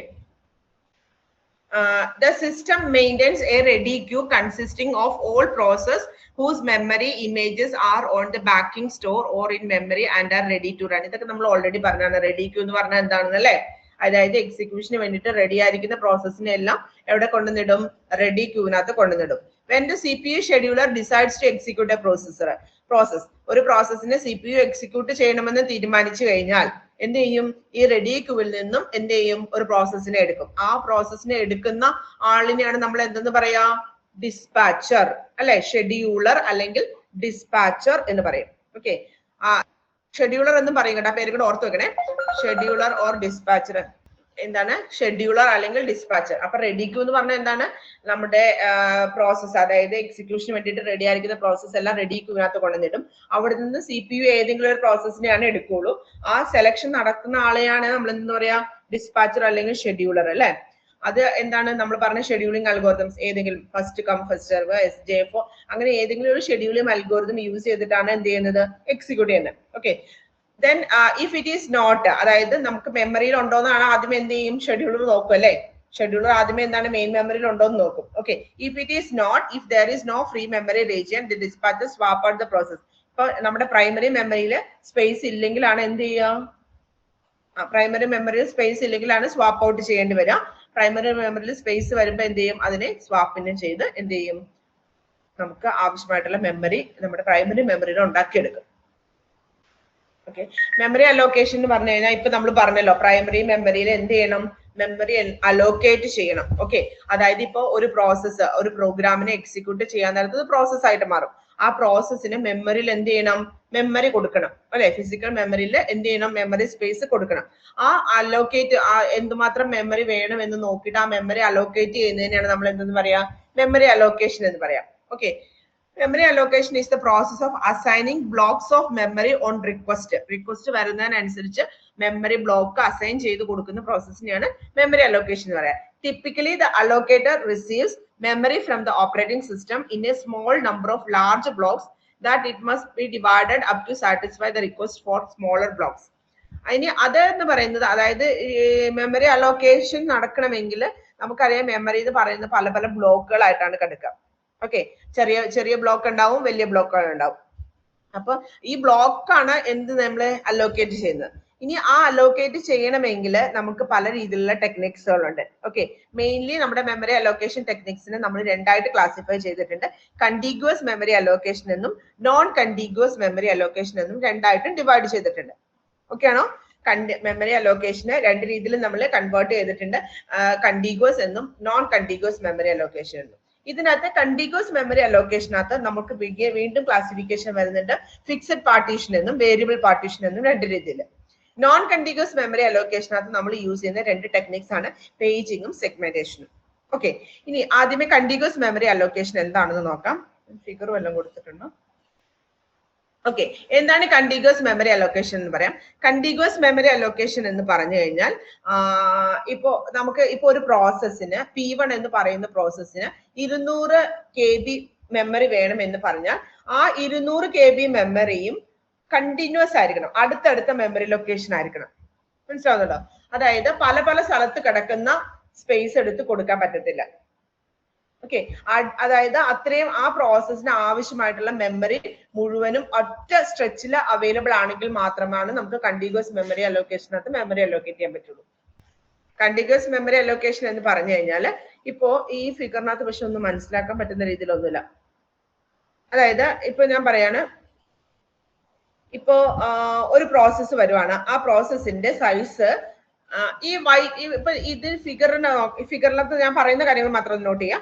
അതായത് ഈ വൈറ്റ് സ്പേസ് കാണുന്നതേ, ഈ വൈറ്റ് സ്പേസ് കാണുന്ന ആ 3 ബ്ലോക്ക് ഉണ്ടല്ലോ, 3 ബ്ലോക്ക് എന്ന് പറയുന്നത് ഒരു പ്രോസസ്സിന് വേണ്ടിയിട്ട് കൊടുത്തേക്കുക. അങ്ങനെ വിചാരിക്കും, ഒരു പ്രോസസ്സിന് വേണ്ടിയിട്ട് കൊടുത്തേക്കുക. എന്നിട്ട് ഈ ഗ്രീനും അതിന്റെ താഴെയുള്ള ഗ്രീനും ഫ്രീ ആണ്. ഓക്കെ ആണോ? അപ്പൊ ഇനി വരുന്ന പ്രോസസ്സ്, ഇനിയിപ്പോ ഒരു പ്രോസസ്സിന് നമുക്ക് അലോക്കേറ്റ് ചെയ്യണം. ഓക്കെ, അപ്പൊ ആ പ്രോസസ്സിന്റെ സൈസ് എന്ന് പറയുന്നത് ഇപ്പോ ഇത് ഈ ഓരോ ബ്ലോക്ക് എന്ന് പറയുന്നത് 10 വെച്ചിട്ടാന്ന് വിചാരിക്കാം. ഓക്കെ, അപ്പം ഇനി വരുന്നതിന് 5 ബ്ലോക്ക് വേണമെന്നുണ്ടെങ്കിൽ, ഓക്കെ, ഇനി വരുന്ന പ്രോസസ്സിന് 5 ബ്ലോക്ക് വേണം. ഓക്കെ, 5 ബ്ലോക്ക് വേണമെങ്കിൽ കണ്ടിന്യൂസ് മെമ്മറി ലൊക്കേഷനകത്ത് ഇവിടെ 5 ബ്ലോക്ക് കാര്യം പറഞ്ഞാൽ ഫ്രീ ആണ്. ഇവിടുത്തെ ഈ മേളത്തെ 2ഉം താഴത്തെ 3ഉം ഫ്രീ ആ. ഓക്കെ, ഈ നടുക്കെടുക്കുന്ന വൈറ്റ് ആണ് അലോക്കേറ്റ് ചെയ്ത് വെച്ചിരിക്കുന്നത്. ബാക്കി ഈ ഗ്രീൻ, മേളിലുള്ള ഗ്രീനും താഴെയുള്ള ലൈറ്റ് ഗ്രീനും എന്താണ്, ഫ്രീ ആണ്. അത് 5 ബ്ലോക്ക് ഉണ്ട് ഇല്ലേ? ഇവിടെ മേളിൽ 2 ബ്ലോക്ക് ഫ്രീ ഉണ്ട്, താഴെ 3 ബ്ലോക്ക് ഫ്രീ ഉണ്ട്, ടോട്ടൽ 5 ബ്ലോക്ക് ഉണ്ട്. വരുന്ന പ്രോസസ്സിന് 5 ബ്ലോക്ക് ആണ് വേണ്ടത് മെമ്മറി. പക്ഷെ കണ്ടിന്യൂസ് മെമ്മറി അലോക്കേഷനകത്ത് നമുക്ക് എന്ത് ചെയ്യാൻ പറ്റത്തില്ല, ഇങ്ങനെ അതായത് ഈ സ്പേസ് സെപ്പറേറ്റ് ആയിട്ടാണ് കിടക്കുന്നത് അല്ലെ. അതായത് 2 ബ്ലോക്ക് ഒരു സ്ഥലത്തും 3 ബ്ലോക്ക് വേറൊരു സ്ഥലത്തും. അങ്ങനെ എന്തിനകത്ത് പറ്റത്തില്ല, കണ്ടിന്യൂസ് മെമ്മറി അലോക്കേഷനകത്ത് കൊടുക്കാൻ പറ്റില്ല. മനസ്സിലാവുന്നുണ്ടോ? ഇനി ഇപ്പൊ വരുന്ന പ്രോസസ്സിന് 2 ബ്ലോക്ക് മതിയെങ്കിലും മേളിൽ കൊടുക്കാം, അല്ലെങ്കിൽ താഴെ കൊടുക്കാം, എവിടെ വേണമെങ്കിലും കൊടുക്കാം. ഓക്കെ, അപ്പം ഇത് ഇങ്ങനെ അങ്ങനെ കണ്ടിന്യൂ, അതായത് ഒരു പ്രോസസ്സിന് ആവശ്യമായിട്ടുള്ള സ്പേസ് നമ്മൾ അടുത്തടുത്ത കണ്ടിന്യൂസ് ആയിട്ടുള്ള മെമ്മറി ലൊക്കേഷനിൽ കൊടുക്കുകയാണെങ്കിൽ അതിനെയാണ് നമ്മൾ എന്തെന്ന് പറയാ, കണ്ടിന്യൂസ് മെമ്മറി അലോക്കേഷൻ എന്ന് പറയാം. ഇനി അത് പറയുമ്പോൾ തന്നെ ഞാൻ 2 കാര്യം പറയാം. അതായത് ഈ കണ്ടിന്യൂസ് മെമ്മറി അലോക്കേഷനകത്ത് നമുക്ക് ആക്സസിങ് ടൈം എന്ന് പറയുന്നത് വളരെ കുറവാണ് കമ്പയർഡ് ടു നോൺ കണ്ടിന്യൂസിനകത്ത്. അത് ഇത്രയേ ഉള്ളൂ. നമ്മുടെ അറേ തന്നെ ഓർക്കുക. ഓക്കെ, അറേ ഞാൻ നേരത്തെ പറഞ്ഞല്ലോ, 1000 എന്ന് പറയുന്ന ആ ഒരു ലൊക്കേഷനിൽ ആണ് നമ്മുടെ ഡേറ്റ നമ്മുടെ അറേ കിടക്കുന്ന സ്റ്റാർട്ട് ചെയ്യുന്നതെങ്കിൽ എനിക്ക് 3ാമത്തെ ഡേറ്റ എവിടെയാണെന്ന് പെട്ടെന്ന് തന്നെ എനിക്ക് ആക്സസ് ചെയ്യാൻ പറ്റും അല്ലെ? ആക്സസ് ചെയ്യാൻ പറ്റൂല്ലേ? ആ ലൊക്കേഷൻ വെച്ചിട്ട് റാൻഡം ആയിട്ട് എനിക്ക് ആക്സസ് ചെയ്യാൻ പറ്റില്ലേ? അല്ലാതെ ആദ്യത്തെ ഡേറ്റയിൽ പോയി, അത് കഴിഞ്ഞിട്ട് 2ാമത്തെ ഡേറ്റയിൽ പോയി, അത് കഴിഞ്ഞിട്ട് 3ാമത്തെ ഡേറ്റയിൽ പോകേണ്ട ആവശ്യമുണ്ടോ? അറേയുടെ കൺസെപ്റ്റ് ഓർക്കുക. അറേയുടെ കൺസെപ്റ്റിനകത്ത് 1000-നകത്ത് A of 0, ഓക്കെ, 1002-ല് A of 1, 1004-ല് A of 2, ഓക്കെ, 1006-ല് A of 3, അങ്ങനെയാന്ന് ശരിക്കും. അങ്ങനെയാണെങ്കിൽ എനിക്ക് 3ാമത്തെ ഡേറ്റ ആണ് വേണ്ടെങ്കിൽ എനിക്ക് എന്ത് ചെയ്യാം, ഡയറക്റ്റ് എനിക്ക് 1004-ല് പോയി ആക്സസ് ചെയ്യാം. അല്ലാതെ ഞാൻ 1000-ല് പോയി ആദ്യത്തെ ഡേറ്റ അവിടെയാണെന്ന് മനസ്സിലാക്കി, അത് കഴിഞ്ഞിട്ട് 2ാമത്തെ ഡേറ്റ 2 ബൈറ്റ് കഴിഞ്ഞിട്ട് അടുത്ത ലൊക്കേഷൻ ആണെന്ന് മനസ്സിലാക്കി അടുത്ത ഡേറ്റയിൽ പോയിട്ട് എനിക്ക് പോകേണ്ട ആവശ്യമില്ല. എനിക്ക് എന്ത് ചെയ്യാൻ പറ്റും, പെട്ടെന്ന് തന്നെ ഡയറക്റ്റ് ആയിട്ട് റാൻഡം ആയിട്ട് എനിക്ക് എന്ത് ചെയ്യാൻ പറ്റും, ഡേറ്റനെ ആക്സസ് ചെയ്യാൻ പറ്റും. അതുകൊണ്ട് തന്നെ ആക്സസിങ് ടൈം എന്ന് പറയുന്നത് ഏതിനകത്ത് കുറവായിരിക്കും, കണ്ടിന്യൂസ് മെമ്മറി അലോക്കേഷനകത്ത് ആക്സസിങ് ടൈം എന്ന് പറയുന്നത് കുറവായിരിക്കും. ഓക്കെ, ഇനി ഇതിനകത്തുള്ള വേറൊരു പ്രോബ്ലം എന്താന്ന് വെച്ചിട്ടുണ്ടെങ്കിൽ എക്സ്റ്റേണൽ ഫ്രാഗ്മെന്റേഷൻ എന്ന് പറയും. ഓക്കെ, നമ്മൾ ഇനി ഫ്രാഗ്മെന്റേഷൻ പഠിച്ചു വരുന്നുണ്ട്, എന്നാലും ഞാൻ ഇവിടെ പറഞ്ഞിട്ട് പോവാണ്. എക്സ്റ്റേണൽ ഫ്രാഗ്മെന്റേഷൻ എന്ന് പറഞ്ഞു കഴിഞ്ഞാൽ ഇപ്പൊ ഞാൻ പറഞ്ഞല്ലോ, ഈ ഒരു കേസിനകത്ത് പറഞ്ഞല്ലോ, നമുക്ക് ഇപ്പൊ പുതിയൊരു പ്രോസസ്സ് വരുമ്പോ അതിന് 5 ബ്ലോക്ക് വേണം. ഓക്കെ, ഈ 5 ബ്ലോക്ക് എന്ന് പറയുന്നത് ഫ്രീ ഉണ്ട്, പക്ഷെ എനിക്ക് എന്ത് ചെയ്യാൻ പറ്റത്തില്ല, കൊടുക്കാൻ പറ്റത്തില്ല. ഓക്കെ, അപ്പൊ ഇങ്ങനെ ഈ ഫ്രീ സ്പേസസ് നമുക്ക് അലോക്കേറ്റ് ചെയ്യാൻ പറ്റാതെ അവിടെ ഇങ്ങനെ വേക്കന്റ് ആയിട്ട് കിടക്കുന്നതിനാണ് നമ്മൾ എന്തെന്ന് പറയാ, എക്സ്റ്റേണൽ ഫ്രാഗ്മെന്റേഷൻ എന്ന് പറയാം. അതിനെയാണ് നമ്മൾ എന്തെന്ന് പറയാ, എക്സ്റ്റേണൽ ഫ്രാഗ്മെന്റേഷൻ എന്ന് പറയുന്നത്. അത്രയുമാണ് കണ്ടിന്യൂസ് മെമ്മറി അലോക്കേഷനകത്ത് നമ്മൾ ഓർത്തിരിക്കേണ്ടത്. Main memory is usually divided into 2 partitions. അത് ഈ ഫിഗറിന്റെ കാര്യമായിട്ട് പറയുന്നത്. അതായത് നമുക്കറിയാം നമ്മുടെ മെയിൻ മെമ്മറി ഉണ്ടല്ലോ, മെയിൻ മെമ്മറി എന്ന് പറയുന്നത് എപ്പോഴും രണ്ടായിട്ട് ഡിവൈഡ് ചെയ്ത് വെച്ചിട്ടുണ്ട്. അതായത് കുറച്ച് പോർഷൻ എപ്പോഴും OSന്റെ ഫയൽസ് കീപ്പ് ചെയ്യാൻ വേണ്ടിയിട്ടും ബാക്കി മാത്രമാണ് യൂസറിന്റെ ഫയൽസിന് വേണ്ടിയിട്ടും മാത്രമേ കൊടുക്കുള്ളൂ. അപ്പൊ ചില സിസ്റ്റത്തിലൊക്കെ ഈ ഓപ്പറേറ്റിംഗ് സിസ്റ്റത്തിന്റെ ഫയൽസ് എന്ന് പറയുന്നത് ചിലപ്പോൾ താഴെ ആയിരിക്കാം, യൂസറിന്റെ സ്പേസ് മേളിലാവാം, ചിലതിനകത്ത് നേരെ തിരിച്ചു. അങ്ങനെ അത് ഡിപ്പെൻസ് ഓൺ ആർക്കിടെക്ചർ ആണ് കേട്ടോ. ആർക്കിടെക്ചറിനനുസരിച്ച് അത് വേരി ചെയ്യാവേ. അപ്പം അതാണ് ഇവിടെ താഴെ പറയുന്നത്. Main memory is divided into 2 partitions, resident operating system and user process.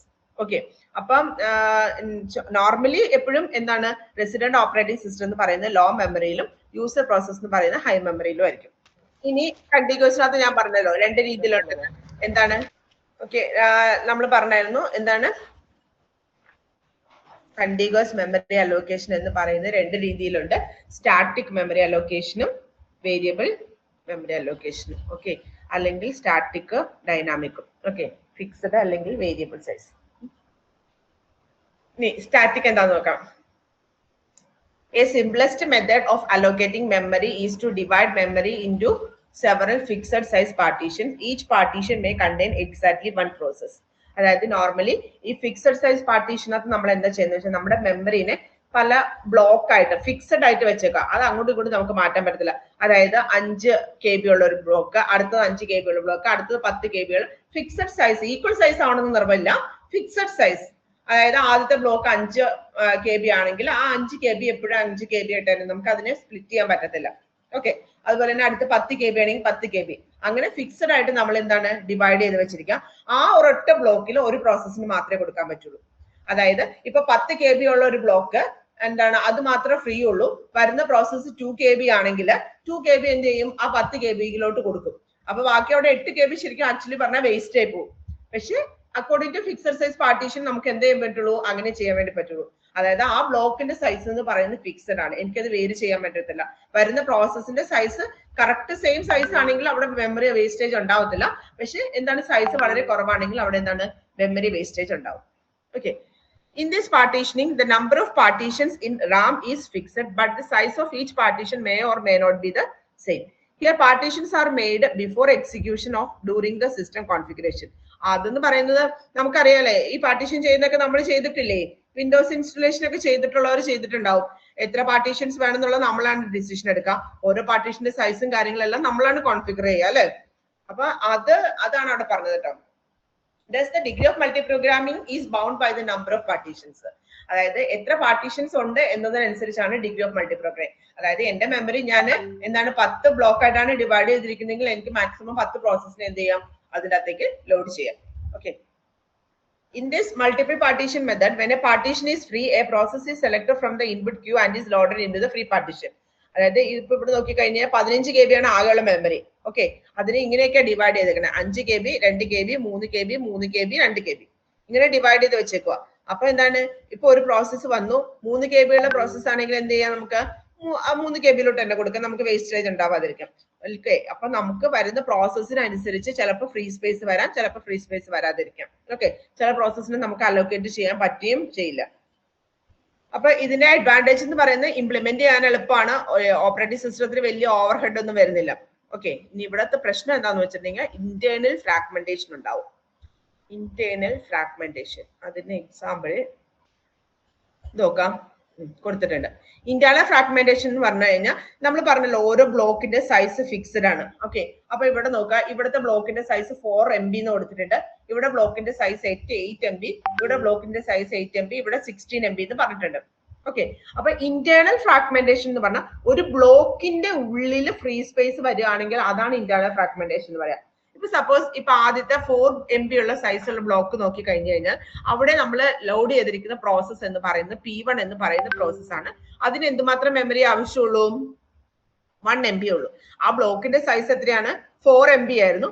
അവിടെ ലോഡ് ചെയ്തിരിക്കുന്ന പ്രോസസ്സിന്റെ സൈസ് എന്ന് പറയുന്നത് എത്രയാണ്, 1 MB ആണ്. ബാക്കി 3 MB എന്ന് പറയുന്നത് എന്താണ്, അവിടെ ഫ്രീ ആയിട്ട് എടുക്കുക. ആ 3 MB വേറെ ഏതെങ്കിലും പ്രോസസ്സിന് കൊടുക്കാൻ വേണ്ടി പറ്റുമോ, കൊടുക്കാൻ പറ്റുമോ? നമ്മൾ പറഞ്ഞായിരുന്നു ഒരു ബ്ലോക്ക് ഒരു പ്രോസസ്സിന് മാത്രമേ കൊടുക്കാൻ പറ്റുള്ളൂ. ഓക്കെ, ഇത് ഇതിനകത്ത് ഫിക്സഡ് സൈസ് പാർട്ടീഷൻ ആട്ടോ പറഞ്ഞത്. ഓക്കെ, ഒരു ബ്ലോക്കിനകത്ത് ഒരു പ്രോസസ്സ് മാത്രമേ കൊടുക്കാൻ വേണ്ടി പറ്റുള്ളൂ. അപ്പൊ ഈ പ്രോസസ്സിന്റെ സൈസ് 1 MB ആയിരുന്നു, അതിനെ 4 MB സൈസിലുള്ള ബ്ലോക്കിലോട്ടാണ് കൊടുത്തിരിക്കുന്നത്. അപ്പൊ ബാക്കി 3 MB അവിടെ ഫ്രീ ആയിട്ട് കിടക്കും. ആ ഫ്രീ സ്പേസ് അങ്ങനെ കിടക്കുന്നത് ഒരു ബ്ലോക്കിന്റെ ഉള്ളില് കുറച്ച് ഫ്രീ സ്പേസ് മാത്രം ഒരു പ്രോസസ്സ് ലോഡ് ചെയ്ത് കഴിയുമ്പോൾ ബാക്കിയുള്ള ഫ്രീ സ്പേസ് കിടക്കുന്നതിനെയാണ് നമ്മൾ എന്തെന്ന് പറയുന്നത്, ഇന്റേണൽ ഫ്രാഗ്മെന്റേഷൻ എന്ന് പറയുന്നത്. ഇവിടെ ഇപ്പുറത്തെ സൈഡിലെ ഫിഗർ ഒന്ന് നോക്കിക്കേ. അതായത് ഈ ലെഫ്റ്റ് സൈഡിൽ കാണിച്ചിരിക്കുന്ന അസൈൻഡ് സ്പേസ് എന്ന് പറയുന്നതാണ് ഒരു ബ്ലോക്കിന്റെ സൈസ്. ഓക്കെ, അതിനകത്ത് ആ ഗ്രീൻ കളർ കാണിച്ചിരിക്കുന്നത് യൂസ് ചെയ്തിട്ടുണ്ട്, ബാക്കി വൈറ്റിലുള്ള യൂസ് ചെയ്തിട്ടില്ല. അതിനെയാണ് നമ്മൾ എന്തെന്ന് പറയാ, ഇന്റേണൽ ഫ്രാഗ്മെന്റേഷൻ കേട്ടോ. Then external fragmentation എന്ന് പറഞ്ഞാൽ എന്താ? എക്സ്റ്റേണൽ ഫ്രാഗ്മെന്റേഷൻ ഇവിടെ നോക്കാം. ഈ ഫിഗറിനകത്ത് നോക്കിക്കഴിഞ്ഞാൽ എക്സ്റ്റേണൽ ഫ്രാഗ്മെന്റേഷൻ എന്ന് പറയാം. അതായത് ഇവിടുത്തെ ബ്ലോക്കിന്റെ സൈസ് എന്നുണ്ടോ, ഈ 40 KB ഒരു ബ്ലോക്കാ, പിന്നെ ആ ഗ്രീൻ കളറിലുള്ളത് ഒരു ബ്ലോക്കാ, പിന്നെ ഒരു 10 KB ഒരു ബ്ലോക്കാ, പിന്നെ അടുത്ത ഗ്രീൻ കളറിലുള്ള ഒരു ബ്ലോക്കാണ്, പിന്നെ അടുത്ത 5 KB ഒരു ബ്ലോക്കാ. ആകെ 5 ബ്ലോക്കാണുള്ളത്. ആകെ 5 ബ്ലോക്ക് ഉണ്ട്. അതിൻ്റെ അകത്ത് 5 ബ്ലോക്കിനകത്ത് 2 ബ്ലോക്ക് മാത്രം എന്താണ് കംപ്ലീറ്റ്ലി ഫിൽഡ് ആ. അവിടെ ഇന്റേണൽ ഫ്രാഗ്മെന്റേഷൻ ഇല്ല. ഒരു ബ്ലോക്കിന്റെ ഉള്ളിൽ ഫ്രീ സ്പേസ് വരുന്നതാണ് ഇന്റേണൽ. ഓക്കെ, അപ്പൊ ഇവിടെ നോക്കിക്കഴിഞ്ഞ് കഴിഞ്ഞാൽ ഈ ഒരു ബ്ലോക്ക് കംപ്ലീറ്റ് ആയിട്ട് ഫ്രീ ആണ് അല്ലെ. ഇവിടെ ഒരു ബ്ലോക്കും എന്താണ് കംപ്ലീറ്റ് ആയിട്ട് ഫ്രീ ആ, ഇവിടെ ഒരു ബ്ലോക്കും കംപ്ലീറ്റ് ആയിട്ട് ഫ്രീ ആ. അങ്ങനെ ഫ്രീ സ്പേസസ് ഒരു ബ്ലോക്ക് കംപ്ലീറ്റ് ആയിട്ട് ഫ്രീ ആയിട്ട് കിടക്കുകയാണെങ്കിൽ അതിനെയാണ് നമ്മൾ എന്തെന്ന് പറയുന്നത്, എക്സ്റ്റേണൽ ഫ്രാഗ്മെന്റേഷൻ എന്ന് പറയാം. ഇന്റേണൽ ഫ്രാഗ്മെന്റേഷൻ എന്ന് പറഞ്ഞാൽ ഒരു ബ്ലോക്കിന്റെ ഉള്ളിൽ ഒരു പ്രോസസ് അസൈൻ ചെയ്ത് കഴിഞ്ഞിട്ട് ബാക്കി ഫ്രീ സ്പേസ് വരുന്നതിന് ഇന്റേണൽ ഫ്രാഗ്മെന്റേഷൻ എന്നും, ഒരു ബ്ലോക്ക് ഫുൾ ആയിട്ട് പല പല സ്ഥലത്ത് ബ്ലോക്കുകൾ ഫില്ലാവാതെ ഫ്രീ ആയിട്ട് എംറ്റി ആയിട്ട് കിടക്കുകയാണെങ്കിൽ അതിനെയാണ് നമ്മൾ എന്തെന്ന് പറയുന്നത്, എക്സ്റ്റേണൽ ഫ്രാഗ്മെന്റേഷൻ എന്ന് പറയുന്നത്. പിന്നെ വേറെ 2 ഡിസഡ്വാൻറ്റേജ് എന്ന് പറയുന്നത് പ്രോസസ്സിന്റെ സൈസിനനുസരിച്ച് നമുക്ക് എന്താണ് മാറ്റങ്ങൾ വരാം. ഓക്കെ, ഡിഗ്രി ഓഫ് മൾട്ടി പ്രോഗ്രാമിങ്ങിനും എന്താണ്, degree of multi programming depend ചെയ്യുന്ന നമ്പർ ഓഫ് പാർട്ടീഷൻസിന്റെ ബേസ് ചെയ്തിട്ടാണ് ഡിഗ്രി ഓഫ് മൾട്ടി പ്രോഗ്രാമിംഗ് പറയാൻ വേണ്ടി പറ്റുക. Okay, then dynamic memory allocation. നമ്മൾ ഫിക്സഡ് പാർട്ടീഷനകത്ത് നമ്മൾ പറഞ്ഞ എന്തായിരുന്നു, ആ ബ്ലോക്കിന്റെ സൈസ് നമുക്ക് ചേഞ്ച് ചെയ്യാൻ പറ്റത്തില്ല. ഓക്കെ, ബ്ലോക്കിന്റെ സൈസ് അവിടെ ഫിക്സഡ് ആയിരുന്നു. ഓക്കെ, വേരിയബിൾ പാർട്ടീഷനകത്ത് എന്തായിരിക്കും, ബ്ലോക്കിന്റെ സൈസ് എന്ന് പറയുന്നത് ഫിക്സഡ് അല്ല. ഓക്കെ, ഇപ്പൊ ഒരു എക്സാമ്പിൾ, നമ്മളെ മെമ്മറി ആ ഒരു ബ്ലോക്കിനെ നമ്മൾ ഹോൾ എന്ന് പറയുന്ന വാക്കാട്ടോ യൂസ് ചെയ്യാം. ഹോൾ, പ്രീ മെമ്മറി ആയിട്ട് കിടക്കുന്നതിന് ഹോൾ എന്ന് പറയും, ഹോൾ. ഓക്കെ, ഇപ്പൊ ഇതിനകത്ത് P1 2 MB, P2 7. ഓക്കെ, ഇതിന്റെ അഡ്വാൻറ്റേജ് എന്താണെന്ന് അറിയാവോ? അതായത് വേരിയബിൾ പാർട്ടീഷനിങ് എന്താന്ന് ചോദിച്ചു കഴിഞ്ഞിട്ടുണ്ടെങ്കിൽ, നമ്മുടെ ഇപ്പൊ ഓപ്പറേറ്റിംഗ് സിസ്റ്റം ഏറ്റവും മുകളിലെ ഓപ്പറേറ്റിംഗ് സിസ്റ്റം കണ്ടോ, അത് കഴിഞ്ഞിട്ട് ബാക്കിയുള്ള ഫ്രീ സ്പേസ് ഫുൾ ഒറ്റ ബ്ലോക്ക് ആയിട്ട് കിടക്കാം. ഓക്കെ, എന്നിട്ട് ഇപ്പൊ ഒരു പ്രോസസ്സ് വരിക, 2 MB ഉള്ള പ്രോസസ്സ് വന്നു കഴിയുമ്പോൾ ആദ്യത്തെ ആ ഫ്രീ സ്പേസിൽ നിന്ന് 2 ബ്ലോക്ക് എന്തെടുക്കും, 2 MB ആർക്ക് കൊടുക്കും, ആദ്യത്തെ പ്രോസസ്സിന് കൊടുക്കും. ഓക്കെ, പിന്നെ അടുത്ത പ്രോസസ്സ് വരും റിക്വസ്റ്റ്, അതിന്റെ സൈസ് എത്രയാണോ അതിനനുസരിച്ച് അടുത്തിന് മെമ്മറി കൊടുക്കും. അടുത്ത പ്രോസസ്സ് എത്രയാണോ അതിനനുസരിച്ച് എന്ത് ചെയ്യും, മെമ്മറി കൊടുക്കും. അങ്ങനെ കൊടുത്ത് ആ നമ്മുടെ ബ്ലോക്ക്, അതായത് ഫ്രീ ആയിട്ടുള്ള ഹോള് ഫില്ല് ചെയ്യാം. അതിനെയാണ് വേരിയബിൾ പാർട്ടീഷൻ എന്ന് പറയാം. ഇവിടെ എന്തുണ്ടാവത്തില്ല, ഇന്റേണൽ ഫ്രാഗ്മെന്റേഷൻ എന്ന് പറയുന്ന പ്രോബ്ലമേ വരില്ല. വരുമോ? ഇന്റേണൽ ഫ്രാഗ്മെന്റേഷൻ എന്ന് പറഞ്ഞാൽ ആ ബ്ലോക്കിന്റെ സൈസ് ഫിക്സഡ് ആയിരിക്കും. വരുന്ന പ്രോസസ്സിന് ചിലപ്പോൾ അതിനേക്കാളും മെമ്മറി കുറവാണെങ്കിൽ അവിടെ ഫ്രീ ആയിട്ട് മെമ്മറി ഉണ്ട്. പക്ഷെ ഇവിടെ അങ്ങനെയല്ല, പ്രോസസ്സിന്റെ സൈസിനനുസരിച്ചാണ് മെമ്മറി അലോക്കേറ്റ് ചെയ്യുക. പ്രോസസ്സിന്റെ സൈസ് 5 MB ആണെങ്കിൽ 5 MB അലോക്കേറ്റ് ചെയ്തെടുക്കും. പ്രോസസ്സിന്റെ 10 MB വേണമെങ്കിൽ 10 MB കൊടുക്കും. 2 KB മതിയെങ്കിൽ 2 KB കൊടുക്കും. എത്രയാണോ ആ പ്രോസസ്സിന്റെ സൈസ് അതിനനുസരിച്ച് എന്ത് ചെയ്യും, ആ മെമ്മറി അലോക്കേറ്റ് ചെയ്ത് കൊടുക്കും. ഇതിനെയാണ് എന്തെന്ന് പറയുന്നത്, വേരിയബിൾ സൈസ് പാർട്ടീഷനിങ് എന്ന് പറയാം. ഓക്കെ, അപ്പൊ കണ്ടിഗ്വസ് മെമ്മറി അലോക്കേഷനകത്ത് 2 കാര്യങ്ങൾ വരും. ഒന്ന് ഫിക്സഡ് സൈസ് പാർട്ടീഷൻ ആവാം, ഇല്ലെങ്കിൽ എന്താണ് വേരിയബിൾ സൈസ് പാർട്ടീഷൻ ആവാം. ഈ വേരിയബിൾ പാർട്ടീഷന്റെ അഡ്വാൻറ്റേജ് എന്താണെന്ന് വെച്ചാൽ നമ്മൾ പറഞ്ഞല്ലോ, ഇന്റേണൽ ഫ്രാഗ്മെന്റേഷൻ ഉണ്ടാവത്തില്ല. ഓക്കെ, അതുപോലെ തന്നെ ഇത്ര ഡിഗ്രി ഓഫ് മൾട്ടി പ്രോഗ്രാമിംഗ് ഇത്രേ പറ്റുള്ളൂ എന്ന് പറയാൻ പറ്റുമോ? പറ്റത്തില്ല. ഡിഗ്രി ഓഫ് മൾട്ടി പ്രോഗ്രാമിംഗ് എന്ന് പറഞ്ഞാൽ നമ്മുടെ ഫിക്സഡ് സൈസിനകത്ത് നമ്മുടെ മെമ്മറിനെ 5 ബ്ലോക്ക് ആയിട്ടാണ് ഡിവൈഡ് ചെയ്തെങ്കിൽ 5 പ്രോഗ്രാമേ മാക്സിമം വരുള്ളൂ അല്ലെ. ഓരോ ഹോളിനകത്തേക്കും ഓരോ പ്രോസസ്സിനെ ലോഡ് ചെയ്താൽ 5 പ്രോസസ്സേ മാക്സിമം വരുള്ളൂ. അപ്പൊ അവിടെ ഡിഗ്രി ഓഫ് മൾട്ടി പ്രോഗ്രാമിംഗ് എന്ന് പറയുന്നത് ലിമിറ്റഡ് ആയിരുന്നു, നമുക്കത് ചേഞ്ച് ചെയ്യാൻ പറ്റത്തില്ലായിരുന്നു. പക്ഷെ വേരിയബിളിനകത്ത് അങ്ങനത്തെ പ്രശ്നമില്ല. കാരണം പ്രോസസ്സ് വരുന്ന റിക്വസ്റ്റിനനുസരിച്ച് എന്താണ് ചെയ്തു കൊടുക്കുക. അപ്പൊ അവിടെ ഇത്ര പ്രോഗ്രാമേ നമുക്ക് എക്സിക്യൂട്ട് ചെയ്യാൻ പറ്റുള്ളൂ, അല്ലെങ്കിൽ ഡിഗ്രി ഓഫ് മൾട്ടി പ്രോഗ്രാമിംഗ് 5 10 ആണെന്ന് നമുക്ക് പറയാനേ പറ്റത്തില്ല. നമ്പർ ഓഫ് പ്രോസസ്സിന്റെ റിക്വസ്റ്റിനും സൈസിനും അനുസരിച്ച് എന്താണ് മാറി വരും. പ്രോസസ്സിന്റെ സൈസിനും ഇറ്റ്സ് നോട്ട് ഇമ്പോർട്ടന്റ് അല്ലെ, പ്രോസസ്സിന്റെ സൈസിന് വലിയ ഇമ്പോർട്ടൻസ് ഒന്നുമില്ല. എത്രയാണ് സൈസ് അതിനനുസരിച്ച് കൊടുക്കും. ഇതിന്റെ ഡിസഡ്വാൻറ്റേജ് എന്ന് പറയുന്നത് ഇംപ്ലിമെന്റ് ചെയ്യാനുള്ള ഡിഫിക്കൽട്ടിയാണ്. പിന്നെ എക്സ്റ്റേണൽ ഫ്രാഗ്മെന്റേഷൻ ഉണ്ടാവുമല്ലോ, കാരണം ഒരു ഹോള് ഫുൾ ആയിട്ടാണ് കിടക്കുക. ഓക്കെ, ആദ്യമേ 10 KB ആണ് ആകെ അവൈലബിൾ ആയിട്ടുള്ള ഫ്രീ സ്പേസ് എങ്കിൽ ആദ്യം വരുന്ന പ്രോസസ്സ് 1 KB ആണെങ്കിൽ നമ്മൾ 1 KB കൊടുക്കും, ബാക്കി 9 KB അവിടെ ഫ്രീ ആണ് അല്ലെ. ഓക്കെ, ആ ഫുൾ ആയിട്ട് ഫ്രീ ആയിട്ട് കിടക്കുക. അതുകൊണ്ട് നമ്മൾ അതിന് എന്തെന്ന് പറയും, എക്സ്റ്റേണൽ ഫ്രാഗ്മെന്റേഷൻ എന്ന് പറയും. ഇത് എപ്പോഴും ചോദിക്കുന്ന ഒരു ക്വസ്റ്റ്യൻ. ഇത് ഇങ്ങനെ പറഞ്ഞ ഇത് ഞാൻ പറയേണ്ട ആവശ്യമുണ്ടോ എന്ന് നിങ്ങൾ തന്നെ പറയണം. നമ്മള് ഡേറ്റാ സ്ട്രക്ചറിനകത്ത് പഠിച്ചു ഓർക്കുന്നുണ്ടോ? First fit, best fit, waste fit ഓർക്കുന്നുണ്ടോ ആരെങ്കിലും? DSൽ പഠിച്ചില്ലേ നിങ്ങള്? അപ്പൊ ഞാനിത് പറയേണ്ട ആവശ്യമുണ്ടോ? അതാണ്, അതായത് നമ്മളിപ്പോ പറഞ്ഞല്ലോ, for both fixed and dynamic memory allocation schemes the operating system must keep list of each memory location noting which are free and which are BC. Okay, അതായത് മെമ്മറി നമ്മൾ അലോക്കേറ്റ് ചെയ്യാൻ നേരത്ത് നമുക്ക് അവൈലബിൾ ആയിട്ട് കുറെ ഹോൾസ് തരും. പ്രോസസ്സിന് വരുമ്പോൾ അങ്ങനെയാ, ഹോൾസിന്റെ സൈസ് തന്നിട്ടുണ്ടാവും, പ്രോസസ്സിന്റെ റിക്വസ്റ്റുകൾ തരും. നമുക്ക് ഫസ്റ്റ് ഫിറ്റ് ആണെങ്കിൽ എങ്ങനെ അലോക്കേറ്റ് ചെയ്യാൻ പറ്റും, ബെസ്റ്റ് ഫിറ്റ് ആണെങ്കിൽ എങ്ങനെ അലോക്കേറ്റ് ചെയ്യാൻ പറ്റും, വേസ്റ്റ് ഫിറ്റ് ആണെങ്കിൽ എങ്ങനെ അലോക്കേറ്റ് ചെയ്യാൻ പറ്റും. അത് നിങ്ങൾ ഓൾറെഡി പഠിച്ചതാണ്. ഞാൻ പറയേണ്ട ആവശ്യമുണ്ടോ? ആവശ്യമുണ്ടെങ്കിൽ മാത്രം ഞാൻ പറയാം, വെറുതെ പറയേണ്ട ആവശ്യമില്ലല്ലോ. നിങ്ങൾക്ക് എല്ലാവർക്കും അറിയാമെങ്കിൽ പിന്നെ പറയണോ? പറയണോ? അത് നിങ്ങൾ കഴിഞ്ഞ സെമ്മിൽ പഠിച്ചാണല്ലോ എന്ന് വിചാരിച്ചിട്ട് ഞാൻ പിന്നെ ഓക്കെ. അപ്പം നമുക്ക് 3 രീതിയിലുള്ള മെമ്മറി പാർട്ടീഷൻ അൽഗോറിതംസ് ആണുള്ളത്. First fit memory allocation, best fit, waste fit. Okay, ഇത് 3 നമ്മൾ യൂസ് ചെയ്യുന്ന കണ്ടിഗ്വസ് മെമ്മറി അലോക്കേഷനകത്താണ് നമ്മൾ യൂസ് ചെയ്യുന്നത്. ഓക്കെ, കണ്ടിഗ്വസ് മെമ്മറി അലോക്കേഷനകത്ത് യൂസ് ചെയ്യുന്ന 3 മെമ്മറി അലോക്കേഷൻ സ്ട്രാറ്റജീസ് ആണ് ഫസ്റ്റ് ഫിറ്റും ബെസ്റ്റ് ഫിറ്റും വേസ്റ്റ് ഫിറ്റും. ഓക്കെ, ഫസ്റ്റ് ഫിറ്റ് എന്ന് പറഞ്ഞു കഴിഞ്ഞാൽ നമ്മൾ എന്താ ചെയ്യുന്നതെന്ന് വെച്ച് കഴിഞ്ഞാൽ ഈ എക്സാമ്പിൾ എടുക്കാം. ഓക്കെ, ഫസ്റ്റ് ഫിറ്റ് അതായത് മെമ്മറി പാർട്ടീഷന്റെ ഒക്കെ സൈസ് തന്നിട്ടുണ്ട്. 100 KB ആദ്യത്തെ ഹോളിന്റെ സൈസ്, രണ്ടാമത്തതിന്റെ 500 KB, മൂന്നാമത്തതിന്റെ 200, നാലാമത്തത് 300, അഞ്ചാമത്തത് 600 KB. അതായത് ഈ സൈസ് എന്ന് പറയുന്ന അവിടെ ഫിക്സഡ് ആണ്. മനസ്സിലാവുന്നുണ്ടോ? അതായത് 100 KB എന്ന് പറയുന്ന ആദ്യത്തെ പാർട്ടീഷന്റെ സൈസ് ആണ്, രണ്ടാമത്തെ 500, ഇതെന്ന് പറയുന്നത് എന്താണ്, ഫിക്സ്. ഓക്കെ, ഫിക്സഡ് ആണ്. ഓക്കെ, ഇനി നമ്മളോട് പറഞ്ഞിരിക്കുന്നത് എന്താണെന്ന് ചോദിച്ചിട്ടുണ്ടെങ്കിൽ കുറച്ച് പ്രോസസ്സുകളുടെ റിക്വസ്റ്റ് വരാണ്. അതായത് ആദ്യത്തെ പ്രോസസ്സിന്റെ സൈസ് എന്ന് പറയുന്നത് 212, പിന്നത്തെ 470, പിന്നെ 112, പിന്നെ 426, ഇങ്ങനെ 4 പ്രോസസ്സ് വരികയാണെങ്കിൽ ഫസ്റ്റ് ഫിറ്റ് ആണെങ്കിൽ നമ്മൾ എങ്ങനെ അലോക്കേറ്റ് ചെയ്യും, ഫസ്റ്റ് ഫിറ്റ് ആണെങ്കിൽ എങ്ങനെ അലോക്കേറ്റ് ചെയ്യും, ഫസ്റ്റ് ഫിറ്റ് ആണെങ്കിൽ എങ്ങനെ അലോക്കേറ്റ് ചെയ്യും. ഓക്കെ, അപ്പൊ നമ്മൾ ശരിക്കും ചെയ്യുന്ന എന്താ വെച്ചാൽ ഫസ്റ്റ് റിക്വസ്റ്റ് നമ്മൾ എടുക്കും 212. ഓക്കെ, ഫസ്റ്റ് ഫിറ്റിനകത്ത് ചെയ്യുന്ന എന്താന്ന് വെച്ചിട്ടുണ്ടെങ്കിൽ 212 എന്ന് പറയുന്ന ആ ഒരു പ്രോസസ്സിനെ അക്കോമഡേറ്റ് ചെയ്യാൻ പറ്റുന്ന ഏറ്റവും ആദ്യത്തെ പാർട്ടീഷനിൽ കൊണ്ടുവന്നിടുക എന്നുള്ളതാണ് റൂള്. എന്താണ് 212 എന്ന് പറയുന്ന പ്രോസസ്സ് റിക്വസ്റ്റ്, അതാണ് റിക്വസ്റ്റ് വന്നിരിക്കുന്നത്. ഈ പറയുന്ന ഈ 4 പ്രോസസ്സിനെയാണ് നമുക്ക് ഈ ബ്ലോക്കിലോട്ട് അസൈൻ ചെയ്യേണ്ടത്. ആദ്യം വരുന്ന പ്രോസസ്സ് ഏതാണ്? 212 ആണ്. 212നെ ഫസ്റ്റ് ഫിറ്റ് അനുസരിച്ചിട്ടാണെങ്കിൽ ഞാൻ നോക്കുന്നത് നമ്മുടെ ഈ ബ്ലോക്കിന്റെ സൈസ് 100, 500, 200, 300 അങ്ങനെയാണ്. ഓക്കെ, അപ്പൊ ഫസ്റ്റ് ഫിറ്റ് അനുസരിച്ച് ഞാൻ നോക്കേണ്ടത് 212 എനിക്ക് അക്കോമഡേറ്റ് ചെയ്യാൻ പറ്റുമോ, 100ൽ പറ്റുമോ? ഇല്ല.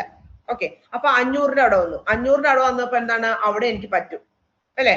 അപ്പൊ ഞാൻ എന്ത് ചെയ്യും, 212നെ ഞാൻ എന്ത് ചെയ്യും, അവിടെ അസൈൻ ചെയ്യും. ഓക്കെ ആണോ? ഇനി അടുത്തത് 470. 470 എവിടെ കൊണ്ടുവന്നിടുക? 470 എവിടെ പറ്റുക? 200ൽ പറ്റുമോ? ഇല്ല. പിന്നെ എവിടെയാണ്? 300ൽ പറ്റുമോ? ഇല്ല. പിന്നെ എവിടെ കൊണ്ടുവന്നിടും? 600ൽ. അപ്പൊ 470 എവിടെ കൊണ്ടുവന്നിടും? 600ൽ കൊണ്ടുവന്നിടും. അടുത്ത 112നെ എവിടെ കൊണ്ടുവന്നിടും? 112നെ എവിടെയായിരിക്കും കൊണ്ടുവന്നിടുക? പറഞ്ഞേ. യെസ്, 200ൽ കൊണ്ടുവന്നിടും. ഇനി അടുത്തത് ആരാണുള്ളത്? 426. 426നെയോ? അവിടെ 282 വരില്ലേ മറ്റേ പാർട്ടീഷൻ ചെയ്ത് അതിലേക്കല്ല. ഏതാ 112 112 അവിടെ 500ന്റെ ബാക്കിയിലേക്കല്ലേ പോകുള്ളൂ, 2112ന്റെ ബാക്കിയിലേക്ക്. അതായത് 500 കൊണ്ടുവന്ന് 212 ഇട്ടതാ. അത് കഴിഞ്ഞിട്ട് ബാക്കി അവിടെ 280. ഫിക്സഡ് സൈസ് ആണെങ്കിൽ അത് പറ്റില്ലല്ലോ. ഫിക്സഡ് സൈസ് ആണെങ്കിൽ നമ്മൾ പറഞ്ഞ എന്തായിരുന്നു, ഒരു ബ്ലോക്കിനകത്ത് ഒരു പ്രോസസ് അല്ലേ പറ്റൂ.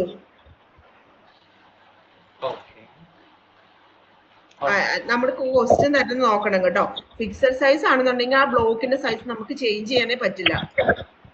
ഓക്കെ, വേരിയബിൾ സൈസ് ആണെങ്കിൽ ഇപ്പൊ ഇയാൾ പറഞ്ഞതുപോലെ നമുക്ക് എന്താണ് 500ന്റെ ബാക്കി എത്ര വരും, 500നകത്ത് ഏത് കൊണ്ടുവന്നിട്ട് ആദ്യത്തെ 47 അല്ല 212 അല്ലേ കൊണ്ടുവന്നിട്ടേ, 212ന്റെ ബാലൻസ് എത്ര വരും, 500 മൈനസ് 212 288 അല്ലേ, 288. അവിടെ 112നെ കൊണ്ടുവരാം. അത് വേരിയബിൾ ആണെങ്കിലാണ് പറ്റുള്ളൂ, അത് ഓർക്കണേ. വേരിയബിൾ സൈസ് പാർട്ടീഷൻ ആണെങ്കിലും നമുക്ക് ആ ബ്ലോക്കിന്റെ സൈസ് ചേഞ്ച് ചെയ്യാൻ പറ്റുള്ളൂ. ഫിക്സഡ് സൈസ് ആണെന്ന് പറയണേ നമുക്ക് അവിടെ ചേഞ്ച് ചെയ്യാനേ പറ്റില്ല കേട്ടോ. ഒരു ബ്ലോക്കിനകത്ത് ഒരു പ്രോസസ്സ് മാത്രമേ പറ്റുള്ളൂ. ഓക്കെ, അങ്ങനെ വരുമ്പോൾ 426നെ അലോക്കേറ്റ് ചെയ്യാനുള്ള സ്ഥലം ഉണ്ടോ? ഇതിലെങ്ങനെയാണ് ചെയ്യണേ? ഏതാ ഈ ക്വസ്റ്റ്യൻ എങ്ങനെ ചെയ്യണേ? ഈ ക്വസ്റ്റ്യനകത്ത് അവര് നമുക്ക് തരുന്ന എക്സാമിനകത്തെ ക്വസ്റ്റ്യൻ പേപ്പറിനകത്ത് അവർ പറയാറുണ്ട്. ഈ ക്വസ്റ്റ്യനകത്ത് അത് കണ്ടില്ല കേട്ടോ. ഇതിനകത്ത് എങ്ങനെ ചെയ്തേക്കണം നോക്കട്ടെ കേട്ടോ. ഇതിനകത്ത് അവര് 212നെ 112 അല്ലായിരുന്നു മൂന്നാമത്തത്, 112നെ അവിടെ കൊണ്ടുവന്നിട്ടേക്കുന്നത് 288 കൊണ്ടുവന്നിട്ടേക്കണേ. ബാക്കി 176 ഫ്രീ ആയിട്ട് കാണിക്കുന്നത്. 426നെ അലോക്കേറ്റ് ചെയ്യാൻ പറ്റത്തില്ല, കാരണം ഇതിന്റെ മെമ്മറി ഇല്ലല്ലോ. ഇവിടെ ബാലൻസ് എത്ര വരിക, 417 പോയിട്ട് ബാക്കി 183 ബാലൻസ് ഉള്ളൂ. ഇത് വേരിയബിൾ സൈസ് ആയിട്ടാ എടുത്തിരിക്കുന്നത് കേട്ടോ. ഇത് വേരിയബിൾ സൈസ് ആയിട്ടാണ് ഈ എക്സാമ്പിൾ കാണിച്ചിരിക്കുന്നത്. അപ്പൊ ഇങ്ങനെയൊക്കെ നമുക്ക് കിട്ടാം. ആദ്യത്തെ ഒന്നാമത്തെ പ്രോസസ്സിന്റെ സൈസ് 212, അത് രണ്ടാമത്തെ ബ്ലോക്കിൽ കൊണ്ടുവന്നിട്ടു. 417 എന്ന് പറയുന്ന അഞ്ചാമത്തെ ബ്ലോക്കിൽ കൊണ്ടുവന്നിട്ടു. 112 എന്ന് പറയുന്ന രണ്ടാമത്തെ ബ്ലോക്കിൽ കൊണ്ടുവന്നിട്ടു. 426 അലോക്കേറ്റ് ചെയ്യാൻ വേണ്ടി പറ്റിയിട്ടില്ല. ഓക്കെ, ഇത് തന്നെയായിരിക്കും താഴോട്ട് വന്നിരിക്കുന്നത്. എക്സാമ്പിൾ തന്നെയാണോ നോക്കട്ടെ കേട്ടോ.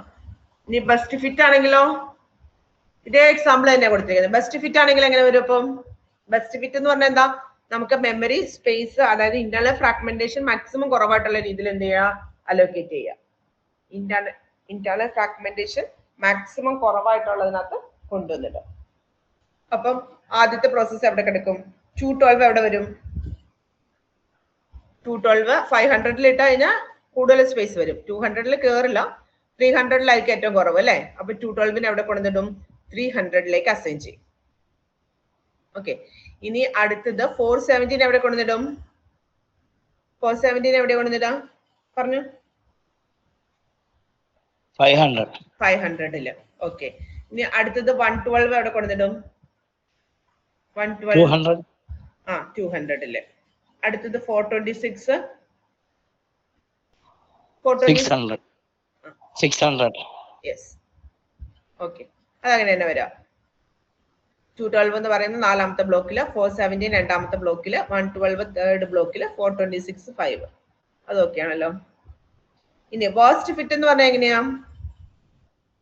വേർസ്റ്റ് ഫിറ്റ് 212 എവിടെ കൊണ്ടുവന്നിട്ടും വേർസ്റ്റ് ഫിറ്റിനകത്താണെങ്കിൽ ഏറ്റവും വലിയ ഹോളിനകത്ത് കൊണ്ടുവരണം. അതാണ് റിക്വയർമെന്റ് അല്ലെ. 212 ഏറ്റവും വലിയ ഹോൾ എന്ന് പറയുമ്പോൾ ഏതായിരിക്കും? 212 എവിടെ കൊണ്ടുവന്നിടും? 600 കൊണ്ടുവന്നിടും അല്ലെ. ഇനി അടുത്തത് 417 എവിടെ കൊണ്ടുവന്നിടും? 417 എവിടെ കൊണ്ടുവന്നിടും? യെസ്. അടുത്തത് 112 എവിടെ കൊണ്ടുവന്നിടും? 112 കൊണ്ടുവന്നിടാൻ നേരത്ത് നോക്കണം. 200 ഉണ്ട്, 300 ഉണ്ട്, ഇതിന്റെ ബാക്കി എത്രയുണ്ട്? 388 ഉണ്ട്. വേരിയബിൾ സൈസ് ആണ് ഇവര് കൺസിഡർ ചെയ്തേക്കുന്നത്. അപ്പൊ എവിടെ കൊണ്ടുവന്നിടും?